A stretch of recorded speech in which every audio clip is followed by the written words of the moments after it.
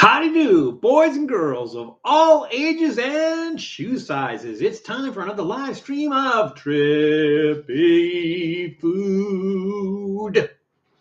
Hey, everybody. 5 people in the room already, I think. That crazy number. We're also joined by Doodle, Prince of Dogness. He heard me talking to the computer, so he wanted part of that. I'm sure we'll see him again during the chat. We got a new Dude-mobile. So Dude got a new Dude-mobile, and we took it for a spin down on Venice Beach yesterday. He did okay, but it was like kind of crazy down there. Lots of stuff going on, lots of noise and stuff, and he just kind of gave me this look like, I want to go home now. So, but he was cruising along in style in his Dude-mobile, and it's Doodle, Prince of Dogness, everybody. And he's licking my fingers after petting him. How we doing, Dude? Doing okay? We'll bring you back up later, okay? All right, I promise. Oh, there you go. He's doing that little begging thing. It was so cute. Duties. Oh, that's Doodle. Okay. So I guess because somebody had labeled people who watch Trippy Food as Trippies, I guess fans of Doodle could be Duties. So we're all Duties a little bit. Hey, Tom is here. Old guy in Colorado. Welcome, Tom. If you guys missed it, let's see. Today's Saturday. It was yesterday. Yesterday, we aired an episode. Tom and I did this episode with. He had found a meme for Pepsi pickle or pickle Pepsi, whatever. It was supposed to be pickle flavored Pepsi. Obviously, somebody made it up, just kind of photoshopped something together and everything. But you know, as Tom does, he says, "Hey Val, we should do this," knowing that I don't think I've ever refused any idea that Tom came up with for us to do. So it happened, and we aired it yesterday. So check that out if you have not checked that out. I will say that I can't remember who it was. There were several people actually that were complaining about when I did the I'm going to call it Turbo Pepsi. Is that right? The new Pepsi that came out, the one I did that episode, they complained that I poured it wrong.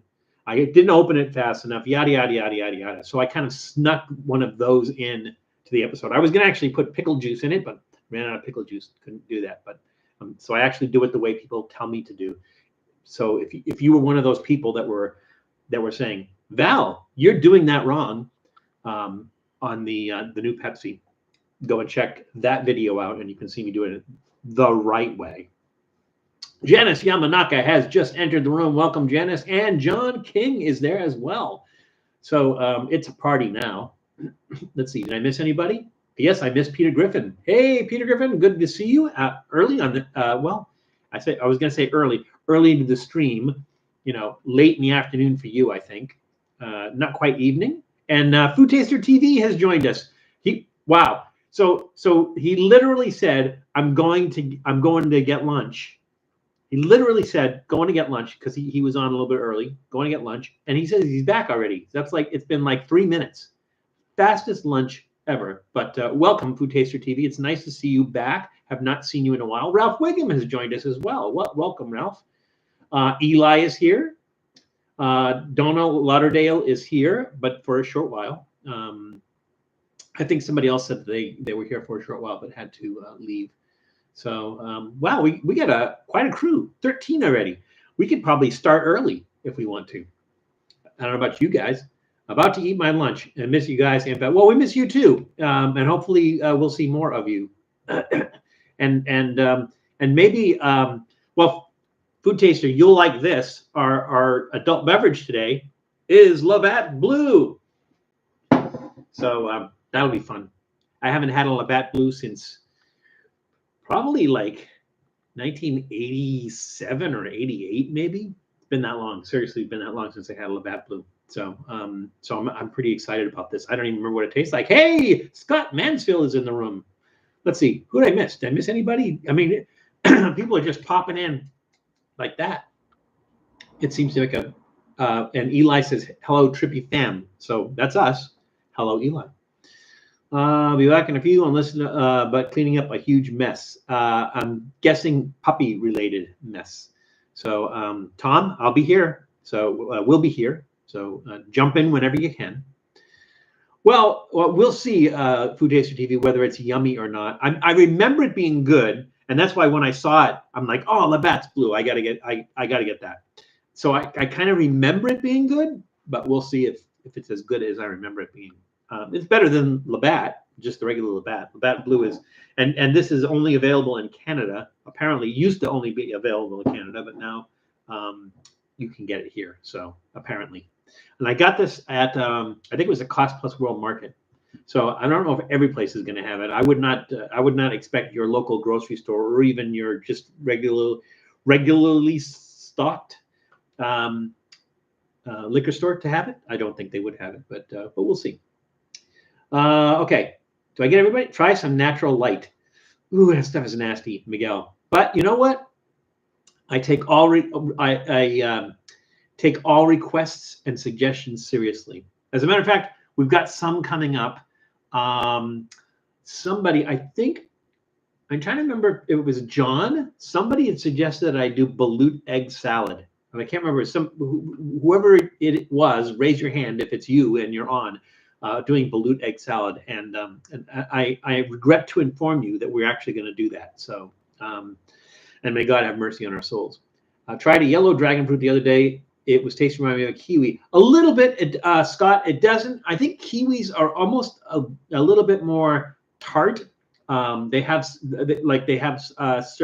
higher acid content and everything, but they do kind of remind me of kiwi. I like the yellow one. I like the red one as well. I don't know if they have other colors around. They've had the yellow one and the red one. Well, they're very good. I like them. Janice, I did greet you, did I not? I did recognize that you came into the room, did I not? I'm just like yapping here, and I don't know. You only imagine Val drinking a natty tall can. Oh, you, Eli, you were the one that said that suggested the egg salad. Okay, so we are going to do that. You know, I dread it. It's going to be horrific, but we're going to do it anyway. So there we go. The only problem with doing an egg salad is you're going to use a hard-boiled egg. You're going to use hard-boiled eggs for egg salad. With the balut, to get it hard-boiled, you have to. You're going to have the heel in there, which is kind of the white part. Is kind of rubbery and tough. So I don't know. Maybe we could chop that up really fine, and it won't be so bad. It'll be chewy. It'll just add some sort of different kind of texture to it. We'll figure it out, but we'll get it done. Yes. Okay. Thank you, Janice. I just want to, things get going. I get sidetracked. I get off topic, and I just sometimes forget those things. I just want to make sure I remember. And then let me know if somebody else snuck into the room that I did not say hello to, like Jared Tierno. Welcome, Jared. I did see you sneak into the room. So we had a nice sized crowd for the beginning of our live stream. So we have I don't know why it turned out to, because we usually do like 4, maybe 5 snacks, and for some reason we ended up doing we're doing 6 today. I don't know why, but we ended up doing 6. And we have our adult beverage and our I don't know if you want to call this a soft drink or not. So what I'm going to do is I'm going to start with one of the beverages. I will throw it out to you guys. Do you want me to start with the adult beverage, or do you want me to start with the soft drink? I'll leave it up to you. So we have an even number of snacks. So we'll do a drink, 3 snacks, drink, and then the other 3 snacks. So that's worked like a kiwi too. Worked like a kiwi? Oh, you mean having to take the skin off and stuff, I imagine. Miguel says adult. That's one for adult. Janice says adult. Everybody's going with the adult, I think. Adult beverage. We're all adults here. Actually, we're probably not all adults here. I know we have kids that watch. Some of my kids are adults, but my grandkids, they watch. I could use some very spicy menudo right now. No, it's Saturday. You're supposed to have menudo on Sunday morning menudo. So Eli, hold that thought. Tomorrow morning. You know what? That's not a great idea. Tomorrow morning, I'm going to get some menudo. I haven't had menudo in a long time. I'm going to get some menudo. I don't know if I told you this story or not, but it doesn't matter. So just pretend that you heard it. You didn't hear it. So I went to the Santa Maria Menudo Festival. This was years back. I don't even know if they still do it. I think they still do it. So I went to the Santa Maria Menudo Festival, and everyone makes their menudo a little bit different. And so that was the cool thing. There was like maybe 10 to 15 different ones, and everybody judged. They judged the menudo. And so at one of them, I asked, "Do you put cow foot in it? Cow's foot in it?" He goes, "Yeah." "Do you like cow's foot?" And I said, "Yeah." And he says, "Hang on a second."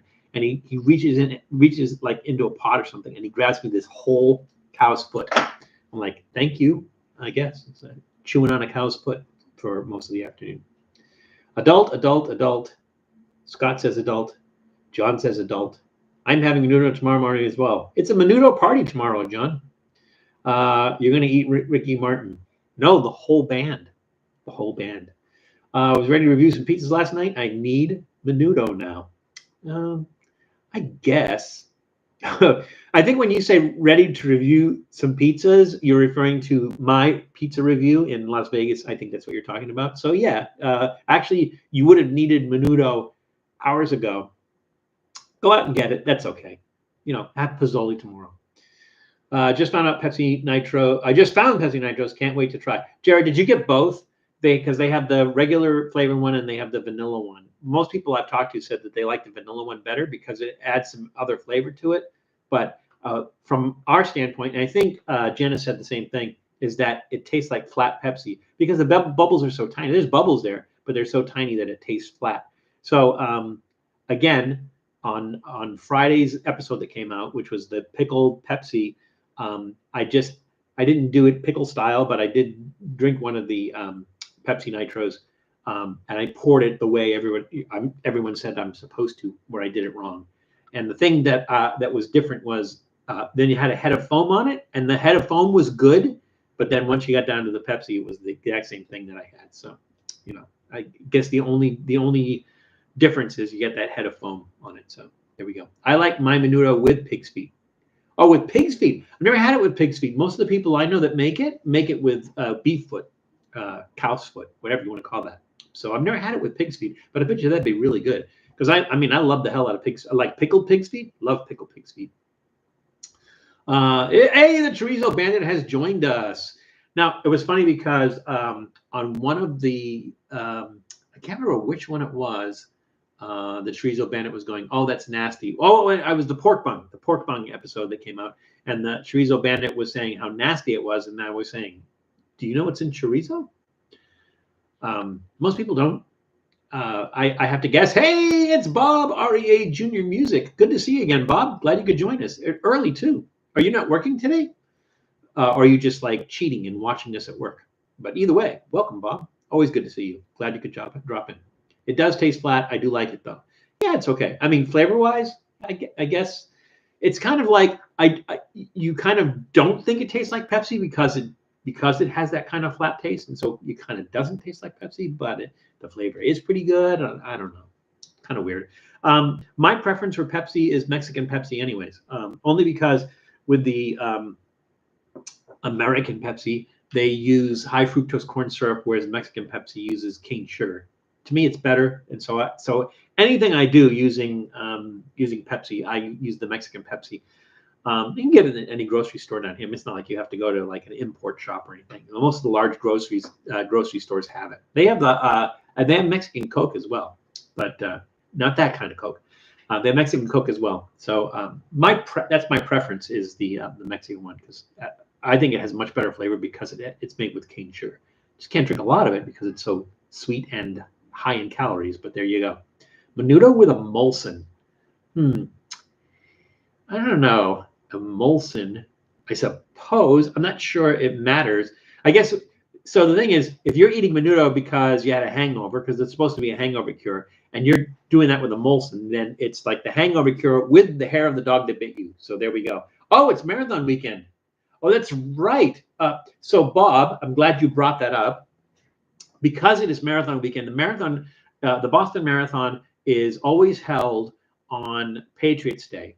And the Patriots Day is supposed to be April 19th, but usually it's on the Monday closest to April 19th. So I think it's going to be the 18th this year, but it's supposed to be April 19th. April 19th is Patriots Day, and Patriots Day commemorates the Battle of Lexington Concord, which was like the first battle of the Revolutionary War. And so on Patriots Day, it's a state holiday in Massachusetts. I don't know if other states celebrate it as well. But because Lexington Concord is in Massachusetts, that's why they celebrate it as a state holiday.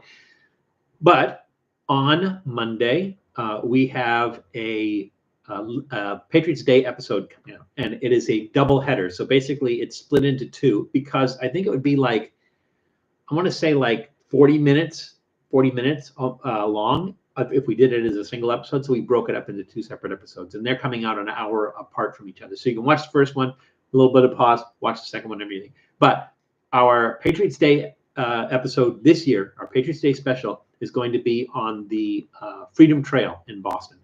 And so we do the Freedom Trail and all the stops on the Freedom Trail, but then we do other interesting things that are off that we see along the Freedom Trail as well. So that's why it's a extravaganza, like total 40 minutes long. But if you want to know what Boston is like, if you want to see Boston, you want to see downtown Boston, and a little bit of its history and everything, then that's the episode for you. Been on a cherry 7-Up kick. Don't think I've ever had cherry 7-Up. That's been around for a while, I think. Have you had the cranberry 7-Up? I didn't know they made a. Oh, wait. Hang on. Wasn't it cranberry Sprite? There was a cranberry Sprite that it came out around Thanksgiving last year. I don't know if it was 7. I thought it was Sprite, but it could be 7-Up. Could it be as well? Menudo with clamato. Yeah, that would be a good thing to drink with menudo. I think you're right. Big Red or 7-Up? Big Red, I think. I'm not a big fan of 7-Up. It's just, it doesn't take. It's not that citrusy and refreshing to me. It's more sweet than anything else. I'm not really a big fan of 7-Up. Jessica Stanton is here. Welcome, Jessica. Glad you could make it, and hope you can stick around for a while. Val, you've been to the Sierra Nevada mountains. Yes, I have been to the Sierra Nevada mountains. There was a lot of cool stuff to do up there, and I'm going to try to convince Matt from Reckless Eating to do a road trip to the Sierra Nevada mountains, because there's just some awesomeness out there, and especially a lot of the desolation, that just big wide open spaces in the mountains and everything. It's beautiful up there. So there you go. I was right. Wow, 10 points, Val.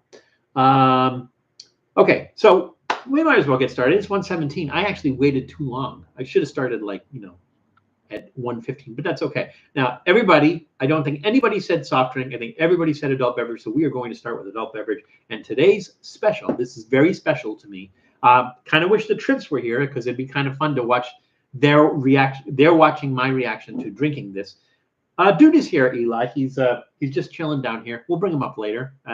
I'm sure at some point in time he's gonna, do that thing, and we'll bring him up. So we brought him up at the very beginning because he heard me starting to talk, wanted to see everybody, so he climbed up and everything. So we will bring him up in a little bit. So he's such a cutie. All right. So yes, Labatt Blue. So I'm glad you brought that up, Food Taster. Keep me on track. So again, today's adult beverage is Labatt Blue. Now, for those who don't know, Labatt is a Canadian beer company. We could always get Labatt, I think, in the States, but we couldn't get Labatt Blue. And so I just recently saw this. This was at Cost Plus World Market, and I decided I had not had a Labatt Blue probably since the 1980s, the late 1980s. So that's how long it's been since I had a Labatt Blue. And I saw this, and I go like, I gotta try this. I gotta have this again. So that's what we did. And today's adult beverage is Labatt Blue. Labatt Blue is this is a Canadian Pilsner. It is 4.7 ABV, which is actually kind of low. Usually, it probably explains why. I used to work for a company where they had a training center in Virginia, and they had people come on from all over the world to attend the training session. And they had a lounge, because it was this big campus in the woods. There wasn't really any place to go outside of that, so everybody kind of congregated in the lounge. And the Canadians would always order a pitcher of beer and just drink it right out of the pitcher, as opposed to drinking glasses of beer. Now, I don't know if beer is typically strong or anything, but a 4.7 is actually kind of light. on alcohol. But this is a 4.7. Labatt's is a pretty old beer. It was founded in 18. I mean, hopefully this isn't an old beer, but Labatt's has been around since 1847. It was founded in 1847, and it is brewed in Toronto, Canada. Toronto, Ontario, Canada. There you go. Ontario, Canada. Yes, Mean Metal Mike, you are absolutely correct. And welcome, by the way. You snuck in while I was busy yapping. Do they still? I have not seen Zima in decades. I have not seen. I don't know that they even make it anymore. Somebody could look that up while we're doing this. But I don't believe that they make Zima anymore because I have not seen it anywhere. I've not seen it in the specialty beer stores or anything like that. A lot of good Canadian beer usually comes from Ontario or British Columbia. But what are some of the other good Canadian beers? We'll have to see if we can get some. They brought it back for a while. I'm not sure anyone. I think you're talking about Zima. Yeah, I have not seen it anywhere. All right, so we're going to open this Labatt's Blue. But before we do, we're going to ask a question because that's what we do here. And the question, oh, okay. This one's tough. You guys are going to have to look this one up. I think maybe if somebody knows this, I'm impressed. I don't know. I didn't know this. So this is going to be a tough one. So, you got to look it up. Look it up. Profiteroles, which you guys know as cream puffs, right? Profiteroles are made with what kind of pastry? What kind of pastry do they use to make profiteroles? I'm going to put this in the oven and turn that up just a little bit. And we're going to go ahead and open up our Labatt Blue. A little maple leaf on it. Isn't that cute? We are once again joined by Richard Simmons. Because I want to save the top. Otherwise, I'd get Ariel. Let's see. 2017. They brought it back in 2017, Miguel? Or they haven't done it since 2017 or... Stopped in 1993, was brought back in 2008, then permanently discontinued. There we go. I remember drinking it. For some reason, when that came out, most people said women drink Zima. Men don't drink Zima. I don't know what the deal was with that. It was a malt beverage, so I don't know if it was like a malt liquor, something along those lines. But it was made with malt, and yeah, I don't know what happened. It was pretty popular for a while, but I'm old. Smells like beer.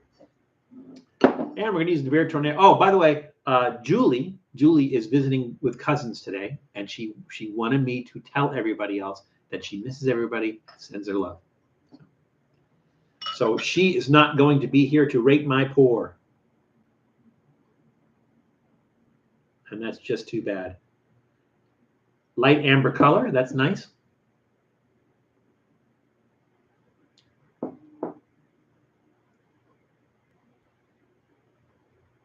There's kind of maybe a wheat taste to it.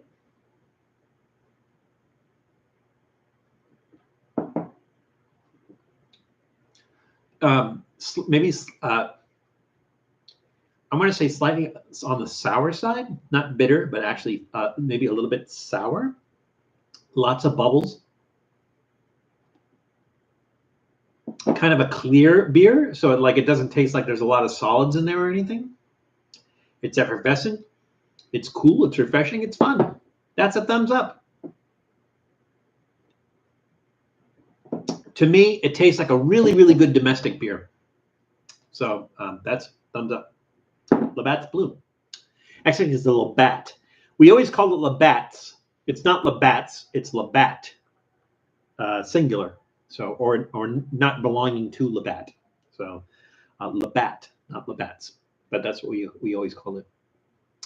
Let's see. People were answering. They had Zima in Japan until 2021. It's brought back as a limited release occasionally. It's brought back here, or it's brought back in Japan as a limited release.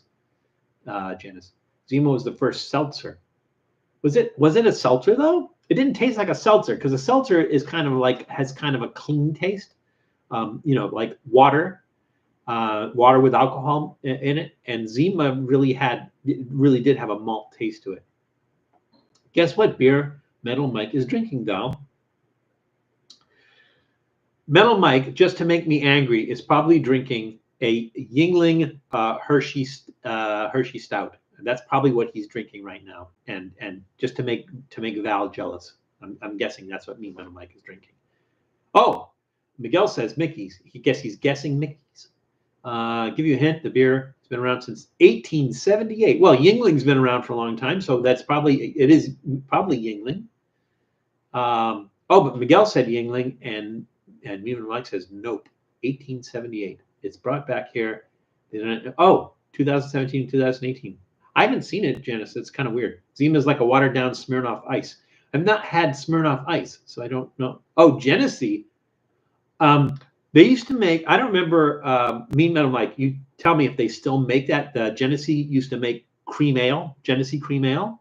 Do they still make that? We used to have that, maybe 30, 40 years ago, had a Genesee cream ale. And from what I remember, it was actually pretty good. There was Genesee cream ale and Utica cream ale. Utica being made in New York, obviously, Utica, New York. Anyways, beer's good. Go back to our trivia question. 40. They don't make a cream ale, Mike. I think that's what you're saying, right? And John, let's see. You're saying nope to John.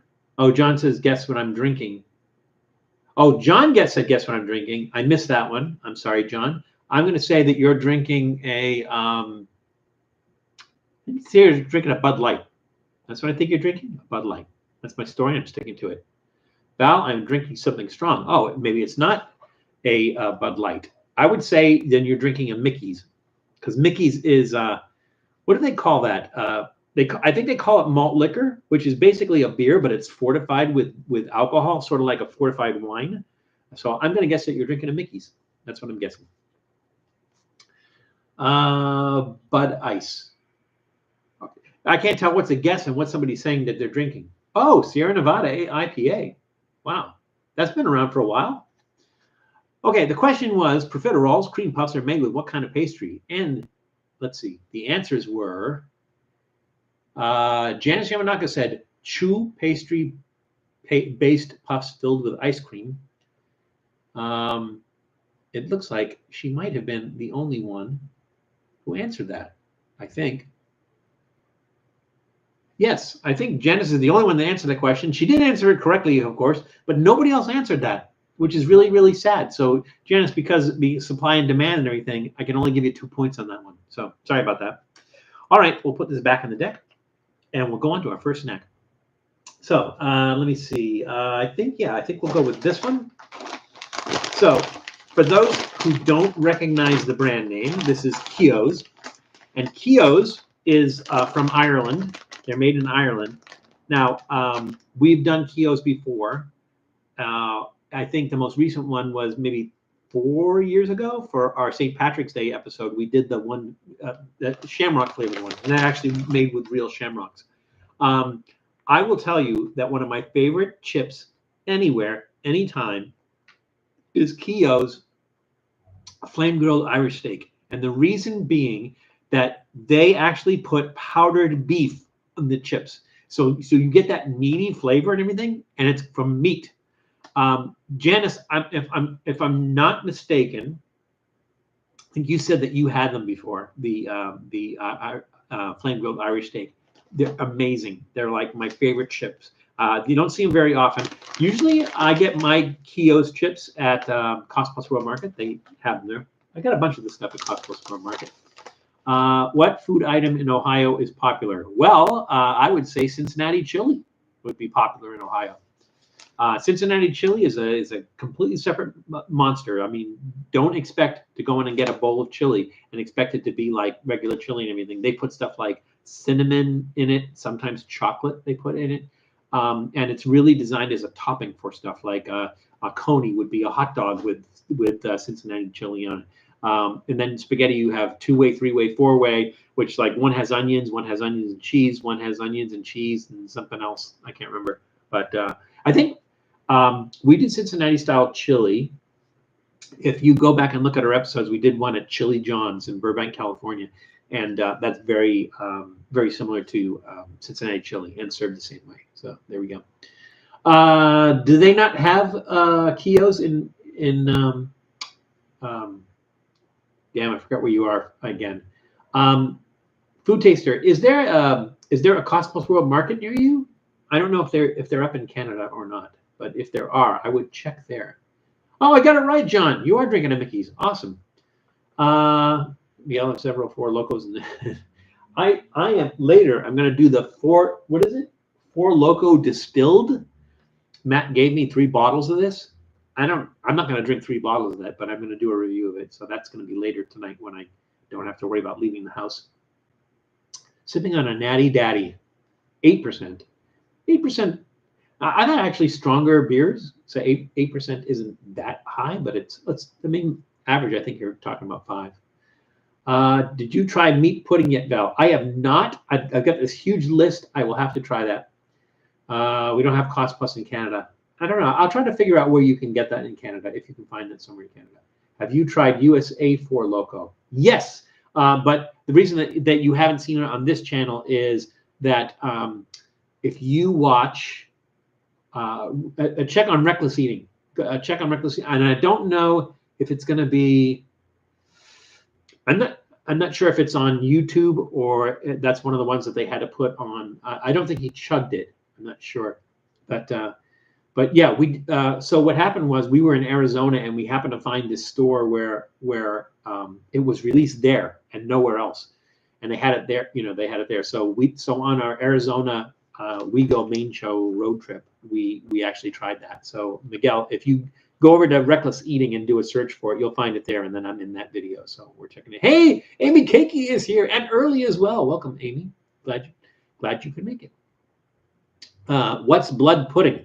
Blood pudding. Well, they call it black pudding, but black pudding is they eat it in the UK and in Ireland as well, and it's made with pork, pig's blood, made with pork blood, suet, and then usually something like oats or barley or something like that to kind of hold it together, and then they grill it. But sort of like an English breakfast. A full English breakfast will probably have blood pudding on it, as well as an Irish breakfast as well. But it's really good for breakfast. So I love blood pudding or black pudding. So those are big thumbs up for me. All right, Keogh's Chips. Time to ask a question. Hey, where is he? There he is. El Marijuana 209. Welcome back. I've not seen you in a while. I'm glad you can make it. Okay, this one is new to me as well. So again, you guys know the rules, which are there's no rules, which means that if you don't know this one, you know it, throw it out there. You want to take a guess, throw that out there. If you don't want to take a guess and you want to look it up, and then throw it out there. So the question is, what does murgi mean in Indian cooking? What is murgi in Indian cooking? So we're going to put that in the tandoori, and we're going to open up our Keogh's Irish potato chips. And Keogh's is made in Dublin, Ireland. They've been making chips since 2011, but the Keogh's farm has been around for over 200 years. Yeah, let's open it. Hold on.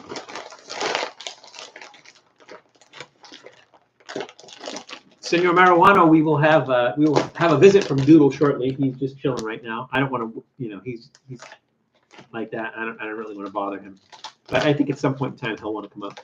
We'll do that. That's a weird smell. Somewhere between cheese and onion.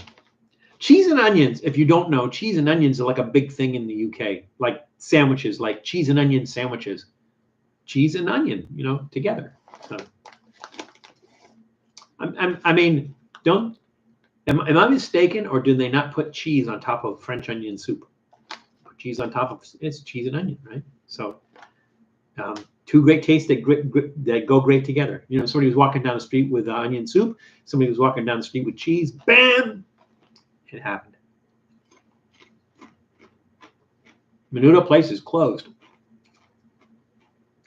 That does. Ooh. Wow. That is flavor, man. That is some serious flavor. Holy crap. Those are good. Taste the onion and taste the cheese. is so good. They make such great chips. I'm surprised they're not more popular. I gotta stop eating these. My God, those are so good. Thick cut with skins on. You don't really notice though. Grown on their family farm. That's a thumbs way up.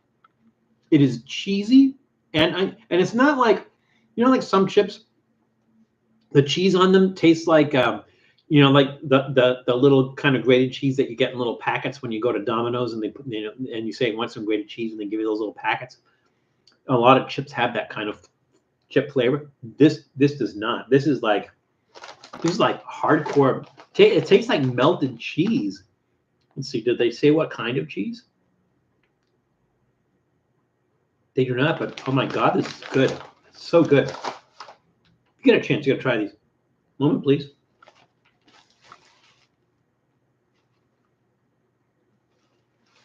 Felt a sneeze coming on, but it refused to show up. That's fine. All right. What did I miss? Oh, okay. The question. The question was, what does murgi mean in Indian cooking? And let's see. John King said nasty, but I think maybe he was talking about something else. That's funny. Miguel Rangel says chicken. Mean Metal Mike says whole chicken. Miguel Rangel says chicken. Let's see. How is it possible that Janice did not answer this? Is there any other ones? Oh, she did answer it. Chicken. There it is, down at the bottom. Okay. And hello, Grub Warp. Sorry, I missed you sneaking in the room, but hello. I'm glad you could make it. The correct answer is in fact chicken. Everybody got it right. Let's see. I'm feeling particularly generous today. Everybody gets 200 points. And when I say everybody, I mean everybody. So if you see somebody who's not taking their 200 points, make sure they get that. All right. All righty. No menudo means I want to settle for some fully loaded Sonoran dogs. That's hardly a suitable substitute. Well, but I guess, you know, like I was going to say, if I can't get menudo, then I'll settle for Pizzoli, but you can't get that either. So I don't know. It's just kind of like fully loaded. I'll never turn down a fully loaded Sonoran dog, but you know, if I got my mind set on menudo and I can't find it, that's disappointing. So hope the rest of your weekend goes better. You said with me, kumquats. I'm sorry, Tom. 300 points for you. 300 points for kumquats. All right. Those are good chips. Those are really good chips. So good. Let's see. Let's do these next. Tofu sushi. Tofu sushi. I'm not sure what that was an answer to. I missed that. Have you ever tried tacos de pancita?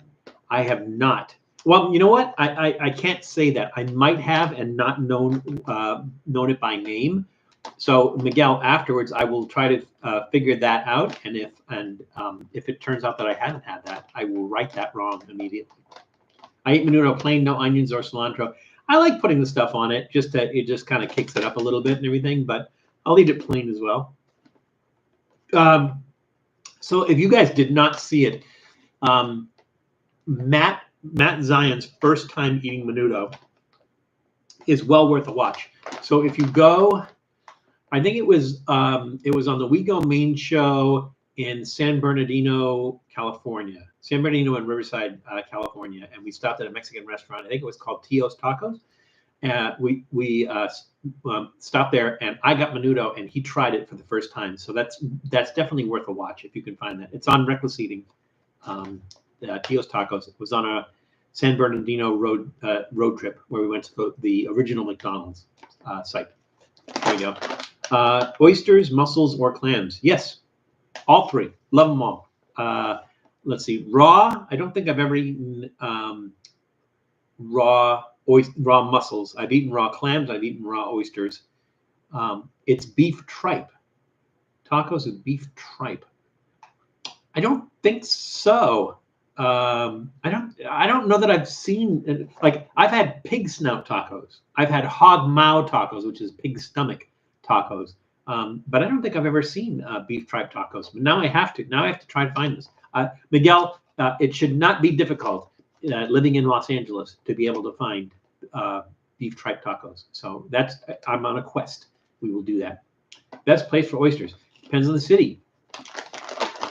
There's oysters all over and there's oysters from different places. So like if you're in Portland, Oregon, the best place is Dan and Lewis Oyster Bar. They've been open since 1907, so they're over 100 years old, and they have oysters from all over the place. Really, really good. The Oyster Bar at the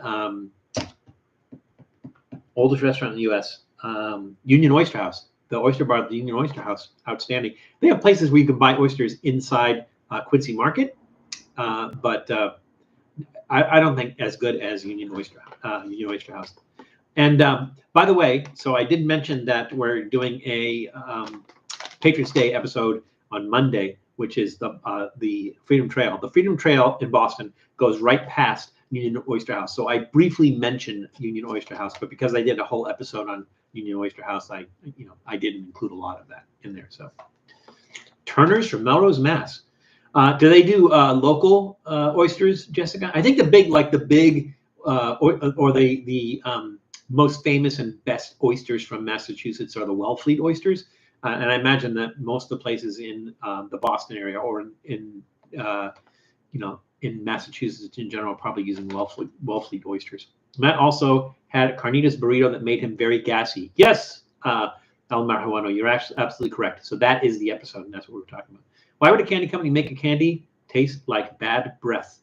Well, if you're talking about like, what is it, the bamboozled or bean boozled, that's their thing. It's like some taste like toothpaste, some taste like bad breath, some taste like vomit, some, that's their thing. It's like, I don't think they actually go, well, what's in bad breath that we can put in this candy to make it taste like bad breath? I think it's just they mix some chemicals together. They go, what does that smell like to you? Bad breath. All right, let's call it bad breath. I think that's what they do, John. But could be wrong. Do I like jalapenos? Yes, I do, Miguel. There isn't a part of the pig that I've eaten that I said I don't like, and I mean every part. I mean literally every part.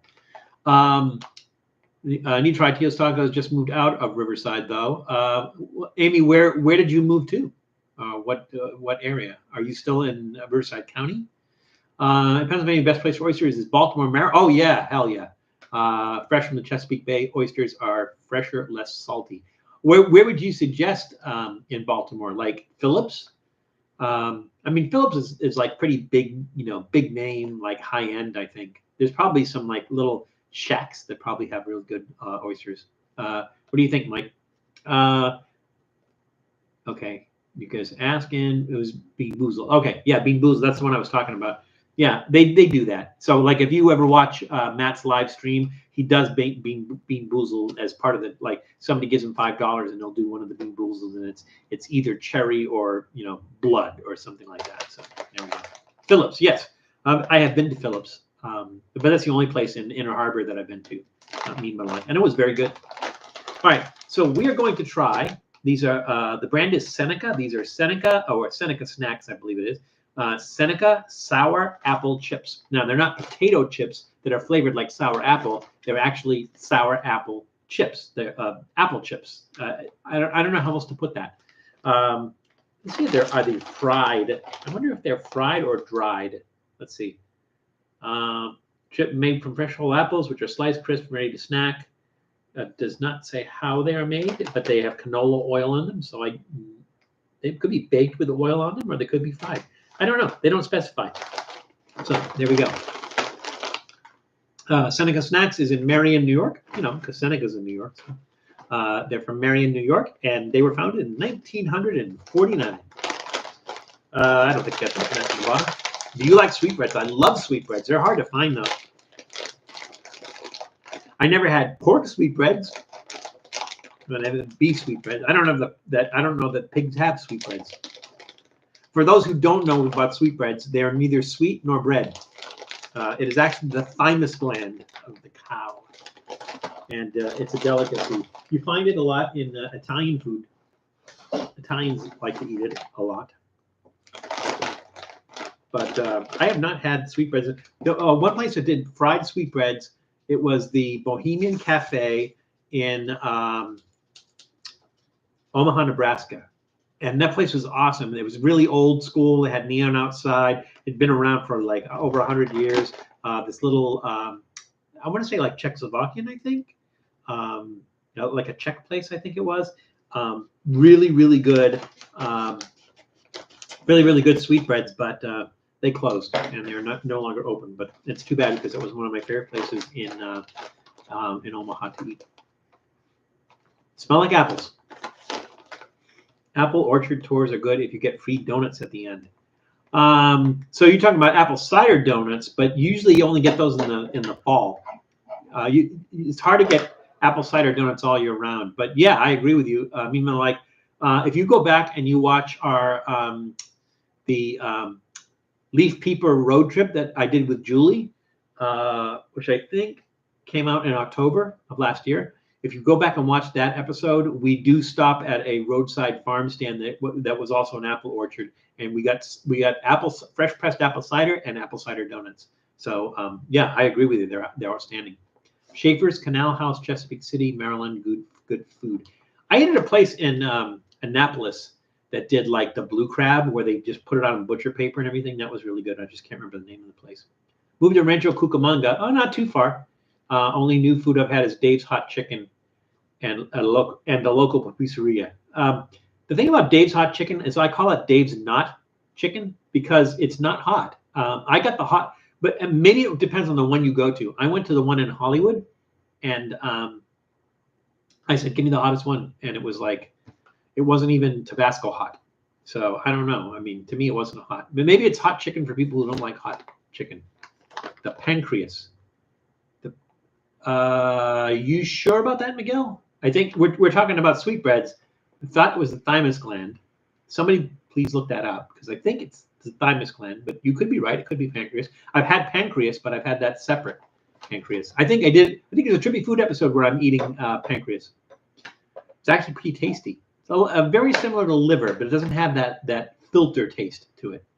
Have you ever tried Gouda bread? I think that's Gouda bread. I don't know, Amy. Look that up and see if that's what it's called. It doesn't sound familiar. In Peru, cow vaginas are considered a delicacy. I got to be honest with you. That's the only part I really have had. I've had cow uterus. I've had cow. I'm sorry. That was pig uterus. Pig uterus I had, and cow udder. But I've never had cow vaginas. So it's really hard to find. You know, you can find bull penis and bull testicles anywhere, but the vaginas, not so much.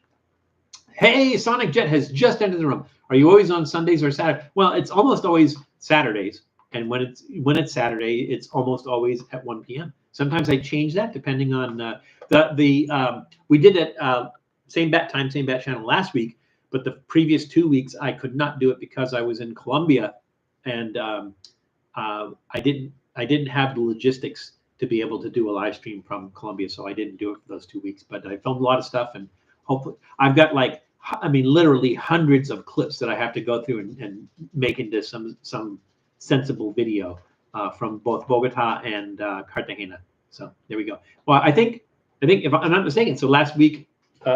See, Doodle wants to come up now. All right, come on, Doodle, come on, you can. All right, I will pick you up. It's Doodle, the Prince of Dogness, everybody. Doodle, they're out there. They're out there, Doodle. They're out there. They're out there. Right? See, right there. No, out there. Doodle, the Prince of Dogness. He's a good boy, Sonic. He's a good boy. He's a good boy. We had fun we started to have fun at Venice Beach, and then it got a little too crazy for him and noisy and stuff, and he wanted to go home. So I don't blame him. Church today had lunch, and some lady made some salmon mac and cheese. That sounds interesting. I would do that. Let's see. Everyone's doodling out. It's Armenian sweetbread with a nutty feeling. It's really good. I have not had that, but I'm going to be doing a bunch of stuff in Glendale. And for those who don't know, Glendale has the largest Armenian population outside of Armenia. So that would be the place to get it. So that's where we go. Your last video, that was chitterlings. Well, I don't think so. Thursdays. And it wasn't chitterlings. It was pork bung, which is not necessarily chitterlings. That's the business end, but it's all connected. I think chitterlings are the small intestines, and pork bung is the rectum. There's no other way to say that. That was Thursday, and then Friday, the last episode, which was Fridays, was Tom and I doing the pickle Pepsi. So that was the last one. Pastor Melissa Scott does her church services in Glendale. Yeah, Glendale's pretty big. So chicken's feet, how do you eat it? They're tasty, but they're a pain. So I've had them two ways. I've had them like cooked and pickled, and then I've also had them fried. I think like if you're getting them off a dim sum cart, I think they call them Phoenix talons. And again, they're tasty, they're good, but there's not a lot of meat on them. I think they soak them in something maybe to swell it up, and you're just trying to pull that stuff off the tiny little bones. It's sort of like eating crawfish. It's like it's tasty, but sometimes it's not really worth the effort that you go through. They do sell chicken feet that are boneless. So there's some sort of process where they take the bone out and they do sell them boneless. As a matter of fact, I think when Matt and I did the 2020 burger, the Burger King Brazil 2020 burger, when we did that, I think I got boneless chicken feet only because the last thing you want to do is bite into a burger and then have to like pull little bones out and stuff like that. So there you go. Do you like Velveeta cheese or Cheese Whiz? Jessica, I would say no, but I would say that there's certain applications that they're good on, right? There's some things that like need to have Cheese Whiz on them, and some things that need to have Velveeta on them. But other than that, like if I'm going to have like cheese and crackers, I would not eat either one of those two things. But on certain things, it's sort of a necessity. If you're going to have an authentic Philly cheesesteak, gotta have Cheese Whiz, right? So. I mean, I'm a little bit hesitant to eat anything that's named after like urine, but there you go. Let's see. Food Taster TV saying, "Hi everybody." Val, do you remember Dr. Gene Scott on TV? I do, but I don't remember. Like I remember him, but I don't remember like what he did or anything. So it's been a long, long time. Oh, he used to be a pastor on local cable access TV. Yeah, I remember because I think he was national. I think his stuff was broadcast nationally and everything. So I do remember. I just don't remember much about him. Chicken feet don't have much meat. No, they don't. It's a lot of work, Tom. So you're absolutely right. Pimento loaf sandwich with mustard. That sounds good. I haven't done. Well, they used to call it P&P, pickle and pimento, but it wasn't pickle. It was olives, which was really, really weird. I have not had a good P&P for a long time. Miguel, Mean Metal Mike, Mike, it's the same thing. I got to go, I had this huge list, and eventually I got to that, but I've not done a P&P loaf or pimento loaf in a while. So, all right, I'm going to ask you this, Mean Metal Mike, as well as the other people in the room. Do you think pimento loaf is worth a Trippy Food episode? Let me know. Yes or no. Pimento loaf, Trippy Food episode. Yes or no? Maybe we'll try different weird lunch meats. We'll do like the German head cheese or something. We'll do, sort of like we did with the banh mi episode. Yes. Oh, okay. Worth an episode? Then we'll do it. Just made leek dip yesterday. That sounds good. Easter ham for today? No, well, not me. Easter's not a big thing for me. Can't do eggs with the kids because the kids are like in their 30s. So I like pimento loaf. Yes. All right. We're going to do pimento loaf then. All right. So let's see. We did not eat the sour apple chips. I don't think I asked a question. We opened them. We didn't eat them. And I didn't ask a question. So let's ask a question for the sour apple chips. What U.S. Oh, come on. All right. This is a giveaway. Everyone's going to get this one.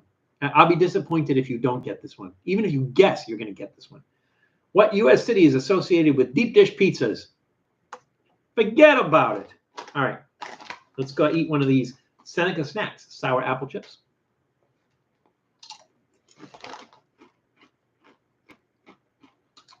Ooh, wow.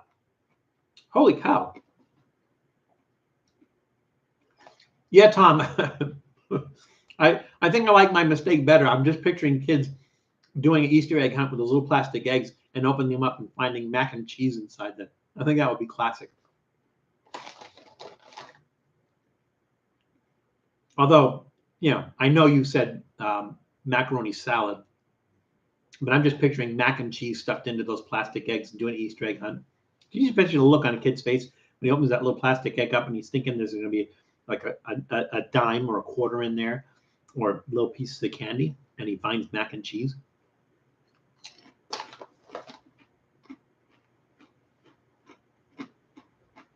These are crazy good. I don't look at this. It's an apple. I mean, it's a hunk of apple. There's no other way to put that. That's like a hunk of apple. You guys are gonna think I'm crazy, you know, for obvious reasons, but these are juicy. How are these juicy? They're juicy. You snap into them and you get like, it's like Granny Smith apple juice comes out of these things. But they're you know, they're crunchy. And you eat them and you get Granny Smith apple juice out of that. These are so good. Oh my God, these are good. Oh, well, they add citric acid to it, I guess, to make it extra tangy. Wow. Wow. Just wow. Those are good. Those are really good. That's a thumbs up. According to Seneca chips, they use a vacuum crisp process that's proprietary. They don't want to tell us. But it's really weird because, like I said, they're crispy, they're crunchy. You bite into them, and it's like you're getting juice out of them. It's the strangest thing I've ever experienced. But they're really, really good. Where did I get those? I think I got those at Cost Plus World Market, if you want to look for those. Really good, though. I mean, if you like tart Granny Smith apple, woo, yeah, thumbs up. Find coleslaw in the egg. That would be even funnier. Coleslaw. You know, the thing about that, the problem with that coleslaw, especially if you're making it with mayonnaise and then it's sitting out in the sun in that egg, is you're going to have a lot of kids going to the hospital. So, you know, if they decide to eat it. I think Boise, Idaho is known for its pizza. Well, Tom, it might be, but like what pizza? Because you have like this Detroit style pizza, New Haven style pizza, New York style pizza, Chicago's deep dish pizza, New England is Greek pizza. So so they might have a Boise, Idaho pizza, but I'm not sure what kind. I'm not sure. Where is your favorite Chicago deep dish place? That one's easy, Scott. That would be Gino's East. It used to be on North Superior Avenue in Chicago. I don't know if they moved or not, but it's crazy good. One time I sprained my foot working in Chicago, and I hobbled down to Gino's East to get one of their pies because it's so good, and I wasn't going to go to Chicago without getting that. Let's see. The dog's about to hit the spot. Bacon, beans, tomato, avocado, mustard, and Coeaster cheese. That sounds really good. Apples are pre-packaged with water. Well, how do you do that though? And how do they stay dry and crunchy if you're packaging them with water? Doesn't make any sense. Nothing better than biting a real tart strawberry. Yes and no. I don't like the tart strawberries because the tart strawberries usually they're like before they're ripe. So they have like they're white inside. I like a strawberry that's red all the way inside, totally sweet, just kind of falls apart, just ready to like just turn into mush. That's when I like a strawberry. But I don't like that. I don't like the texture of that white part when it's tart like that. So yeah. Elon Musk wants to buy out Trippy Foods. Time to check with your stakeholders, Val. Well, he has my phone number. I don't know what he's waiting for. He has not talked to me about it yet. Philadelphia style tomato pies. New Haven is particularly Frank Pepe's is famous for the tomato pie. I wonder if that's very similar to the Philadelphia style one. Deep dish, right? Boise, Idaho is known for its pizza. Oh, okay. Yeah, I've been to Boise. I just didn't know that pizza was a big thing there. So I would have to check that out. Which MASH episode had ribs and what restaurant was mentioned? I don't remember that. I'm going to take a guess, Mean Metal Mike, that they mentioned the Rendezvous in Memphis, Tennessee. Is that right? I don't know. It's just that I think it's probably the most famous restaurant for their ribs. Unless you're talking about Kansas City ribs, that's different. What's the next drink? The next drink is a soft drink, but we have to get through one more snack before we get there. We're like going off on a tangent here, talking. We have an hour left. We got plenty of time, but we're just chatting away and losing time. But we're all good, and we have plenty of time, so that's fine. I'd rather talk to you guys about food and travel stuff. So that's always cool. We style Easter egg hunt. I don't even know what that is. Like, what would a reckless eating style Easter egg? Hey, that's scary as hell. I don't know if Matt's doing anything like that. That would be funny though. Those are good. Pepperoni and sausage is my favorite. Those are good. Pepperoni and sausage. Panera Bread has flatbed bread pizza. I've never had the pizza. I had their sandwiches, and I really wasn't impressed with their sandwiches. I had like a steak sandwich, and the steak was really chewy. I didn't like it. I've not been back in a while, so maybe I'll give it another try. Adam's Ribs. Oh, okay. Where is Adam's Ribs located? Val, too funny. You asked what city is known for deep dish pizza. Oh, okay, so that's your answer, but because there's not a city called Kumquat, that's how you're rolling. So I get it, Tom. Better stay longer, of course, chatting. Yeah, well, that's why we're here. Live stream, right? I mean, you could watch me eat the snacks individually. There's a nice, tidy little 15 minutes. And then there's no feedback. There's no interaction. So, what fun is that? For me, I get to taste it, but for you, what fun is that, right? Yes, it's my social times. Well, I'm glad you're being social with us then, Jessica. Dearborn, Iowa. Dearborn, Iowa. Davenport, Iowa. Dearborn, Michigan. Not a Dearborn, Iowa. I'm not sure. Anyways, what cities associated with deep dish pizza? I'm not even gonna read the answer. Everybody knows what it is. It's Chicago. Everybody gets 1,000 points because it's like Oprah. Reach under your chairs. There's 1,000 points for everybody under everybody's chair. So there we go. Favorite wing flavor. I'm gonna go ahead and say peach habanero, Eli, but not everybody does it. So it's tough. The thing about wings, though, and especially flavors and wings, is like I went to a Wingstop, and the quality of the wings weren't that great. It was kind of like stringy and chewy, and I didn't really like the wings. So it doesn't matter what what sauce is on it. It wasn't that great. I think they kind of contacted me and said, "Hey, can we make it up to you?" Or like, I'm like, "Okay, I will come back again, and you can try." That's fine. Do we like gorditas? Yeah. I'm trying to think if there's like a Mexican food that I don't like, and I'm pretty sure gorditas are Mexican food. All right. So again, everybody got it right. Even Tom, who was trying not to get it right on purpose, but he still got it right because he knows. So, and I know he knows. So he still gets to keep his 1,000 points. There you go. What is your favorite Gatorade? I don't like Gatorade, Jessica. Just do not like Gatorade. There's something about, I don't know, like whatever it is that they put in there to the electrolyte, some sort of sodium or something. It just, I don't like the taste of Gatorade. And it doesn't matter what flavor they can add to it, lime or cherry or whatever. It's still at the bottom of it tastes like Gatorade, and I don't like that flavor. So there we go. Oh, here's a good trivia question. We might even ask this before. Where did Gatorade get its name? Where did Gatorade get its name? You guys know this too, I think. All right, time for one last snack, and then we go on to our soft drink. So we are doing Feast and Fury. Now, if you don't know who Feast and Fury are, Feast and Fury, they did the dual chip. It's up there somewhere. They did the dual chip. So they do a lot of the hot stuff. I think they're associated with the Hot Ones. So that's the show, Hot Ones, where they have celebrities eat hot chicken wings. Feast and Fury is associated with that. They have most of the flavors that we had so far are really good. They had a spicy ketchup flavor, and I think a ghost pepper one. Awesome, really, really good. These are creamy horseradish. Just sound really interesting. I've never heard of a creamy horseradish chip before. So we're gonna now creamy. I don't know how they're gonna do creamy in a potato chip, but we're gonna give it a shot and see. Yes, Eli, Florida Gators. You're absolutely correct. That's where Gatorade got its name. Have you done a video on Pennsylvania Dutch Amish food yet? I have not Mean Metal Mike because I haven't been to Amish country in a long time. So we will have to make that. We will have to do something about that. And actually, I mean, there's places. I want to get back to Austin, Texas. So I want to do something stuff in Central Texas. Hopefully, I'm going to do that this year. I want to get up to Canada. I want to do some stuff, some more stuff in Canada.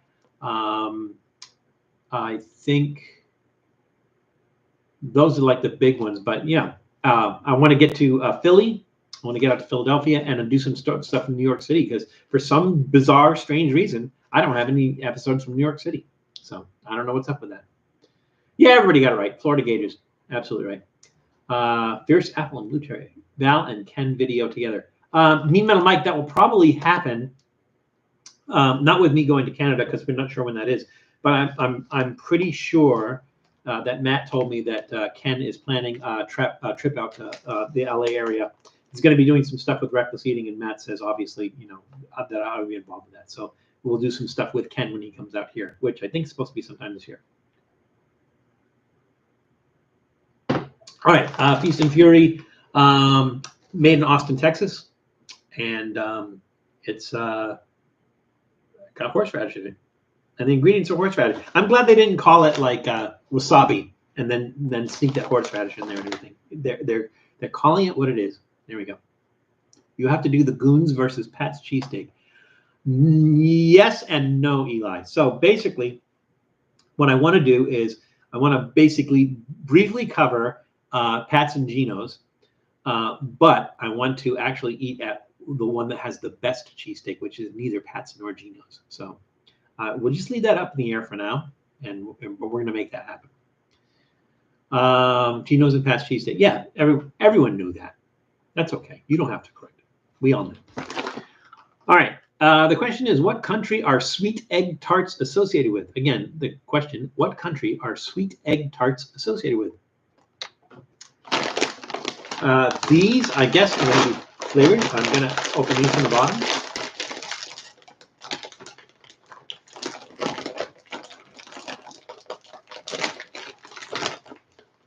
Reading Terminal Market in Philadelphia. Oh, yeah, absolutely. Mean Metal Mike. Yes, I agree with you. No, they don't have that horseradish smell, that kind of goes up your nose and makes you start coughing.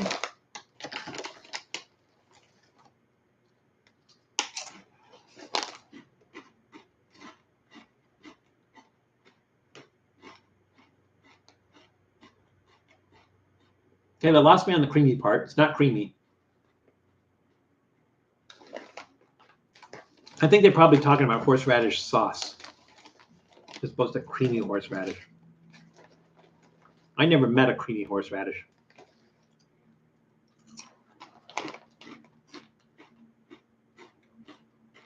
Mean Metal Mike, I think in the next couple of months,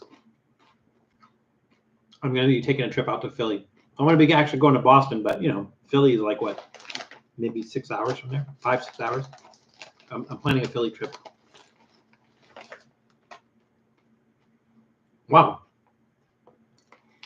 Now, if you've ever eaten those like wasabi peas, which are not, they have a little bit of wasabi oil, but mostly horseradish in it, and you get that really, really strong thing, that kind of breathy thing up your nose that horseradish does. I'm gonna get it from these. It's really a faint horseradish taste, and it's an aftertaste. So the aftertaste is horseradish, but it's not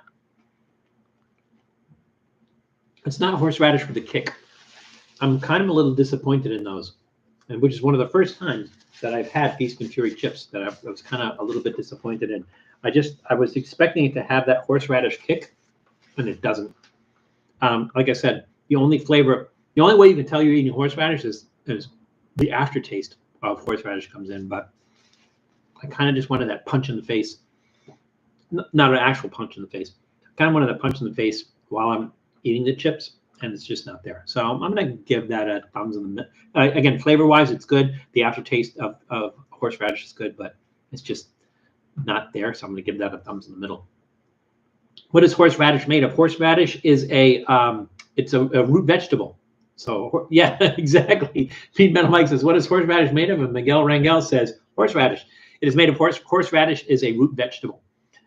It looks like a big, fat, thick white carrot. That's what horseradish looks like. And so, you can buy horseradish and then just kind of grate it. The last part of it tells you what kind of vegetable it is. It's radish. It's a type of radish, but it's got a really, really strong taste. Like you've had the little red radishes, right? And you eat those, and they have kind of like a burn to them. Horseradish is just that times 10. So, all right. That's too bad, but that happens. Anyways, the question was, what country are sweet egg tarts associated with? Let's see. Questions, and answers. Janice Yamanaka says Hong Kong. Tom says the great country of Kumquata. Let's see. Miguel says Japan. Is that it? Me Metal Mike says Japan. The correct answer was, in fact, Portugal. I'm not making it. It says Port. I mean, look. It says Portugal. Can you see that? Portugal. Japan's not even on the card. They put the wrong answers. Oh, now what happened? There we go. They put the wrong answers on the card. I don't even see Japan there. So I think everybody got it wrong. So everybody gets 300 points. Done. I'm just feeling good today. And I'm enjoying my Labatt, sorry. Does anyone else? So Food Taster TV, are you still there? If you are still there, I think you're the only Canadian on right now. But somebody help me out. Do they call it Labatts in Canada, or is it Labatt? Because it's, look at the label. It says Labatt.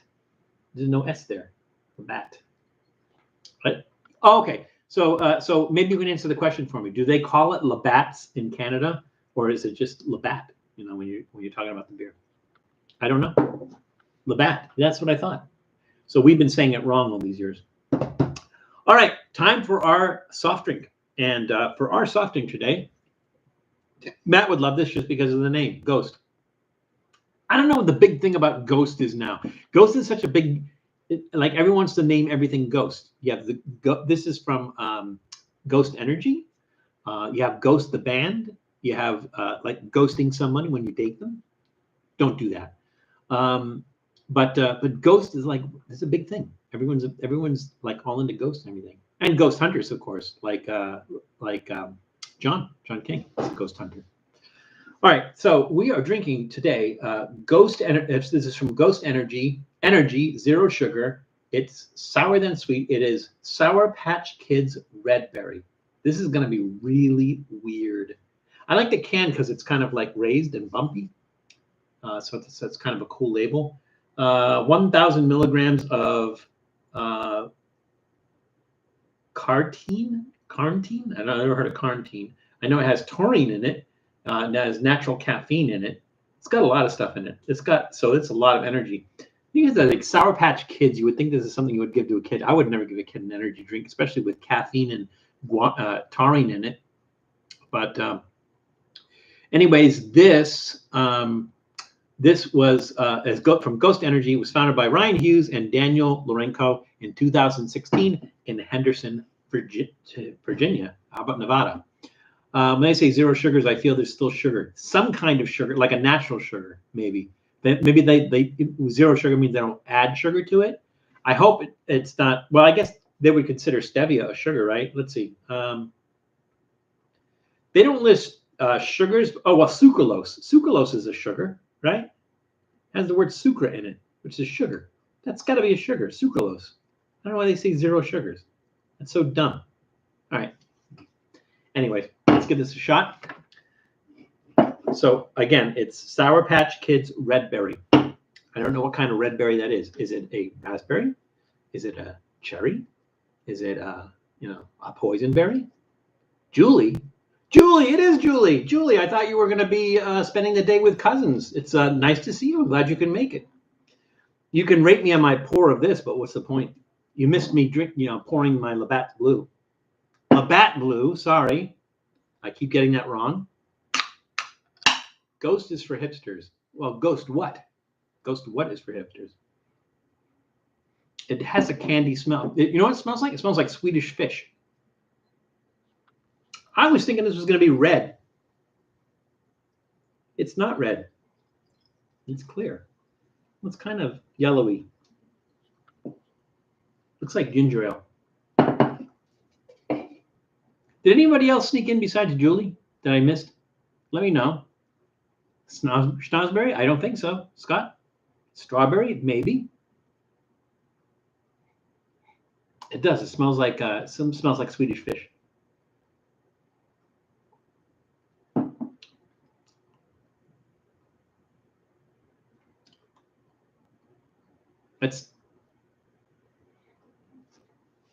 It's sour, but it's not like Sour Patch Kids sour.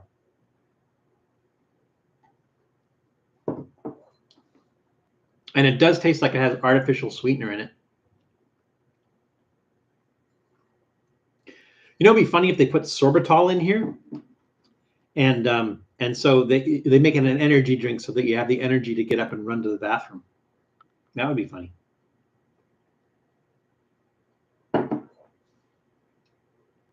It's kind of lacking in the berry department. It's kind of syrupy. It's almost like drinking snot. Sour Patch Kids red candy is cherry flavored. I'm not getting cherry, but I'm not getting any other discernible berry.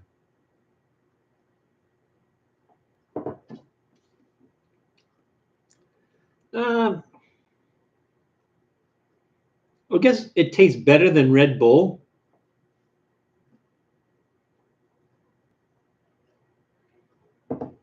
But there's a very chemical taste to it that I'm really not digging too much. I don't think so. It's not terrible. It's not horrible. And like maybe I'm just not really good at this genre of drinks.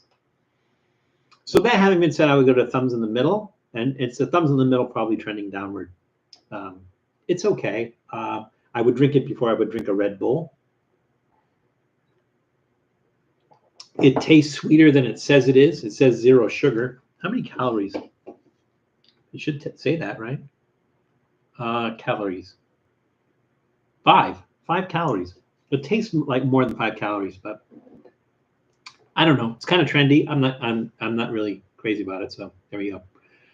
Hi, Parks Collins. Where is Parks Collins? I don't see Parks Collins.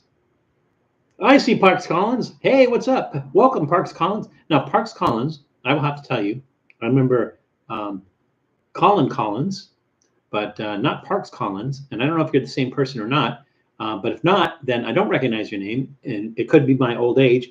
But either way, where are you from, Parks? What brings you here? And have you been here before? And I'm just idiot and don't remember. Let me know. You can use the word idiot. I'm giving you permission to do that. They haven't tried the Red Bull slushies yet from Sonic. I mean, that is a weird thing to make a slushie from.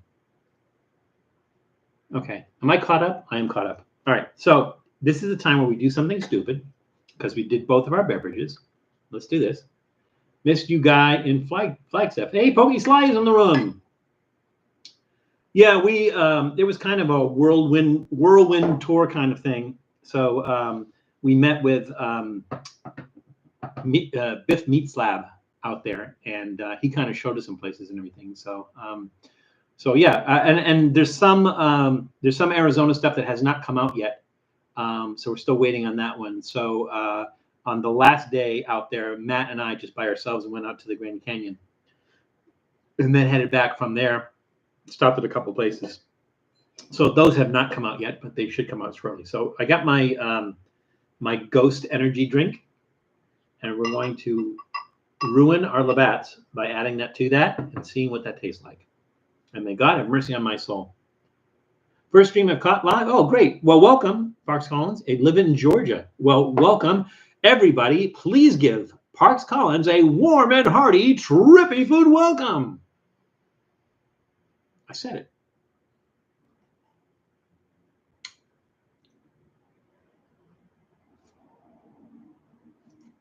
Tastes like sweet flat beer.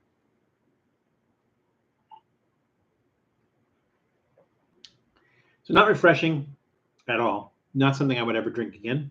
That was a dismal failure. There we go. Hey, the trips. The trips is the which trips do we have today? How many do we have? The trio or just a singular one? Are we just talking Steve? Are we talking Kelly? Are we talking Eric? Which trips do we have? Trips. We're busy saying hi to everybody. And here's why. Oh, all three of us. Cool. Awesome. Awesome. So because all three of you are here and you just joined, we had a doodle visit earlier, but we'll do another doodle visit specifically for Kelly. Now you guys, maybe you'll be impressed with this, and maybe you won't. But today's adult beverage, Labatt Blue. So I don't know if that's like something you can find everywhere now. I have not had Labatt Blue since the 1980s. It's been so long since I had Labatt Blue. And I just happened to find this in Cost Plus World Market, and I said I got to try Labatt Blue again. So I did try Labatt Blue. Again, when I was growing up in Massachusetts, we used to call it Labatt's. Apparently, it's not called Labatt's; it's Labatt.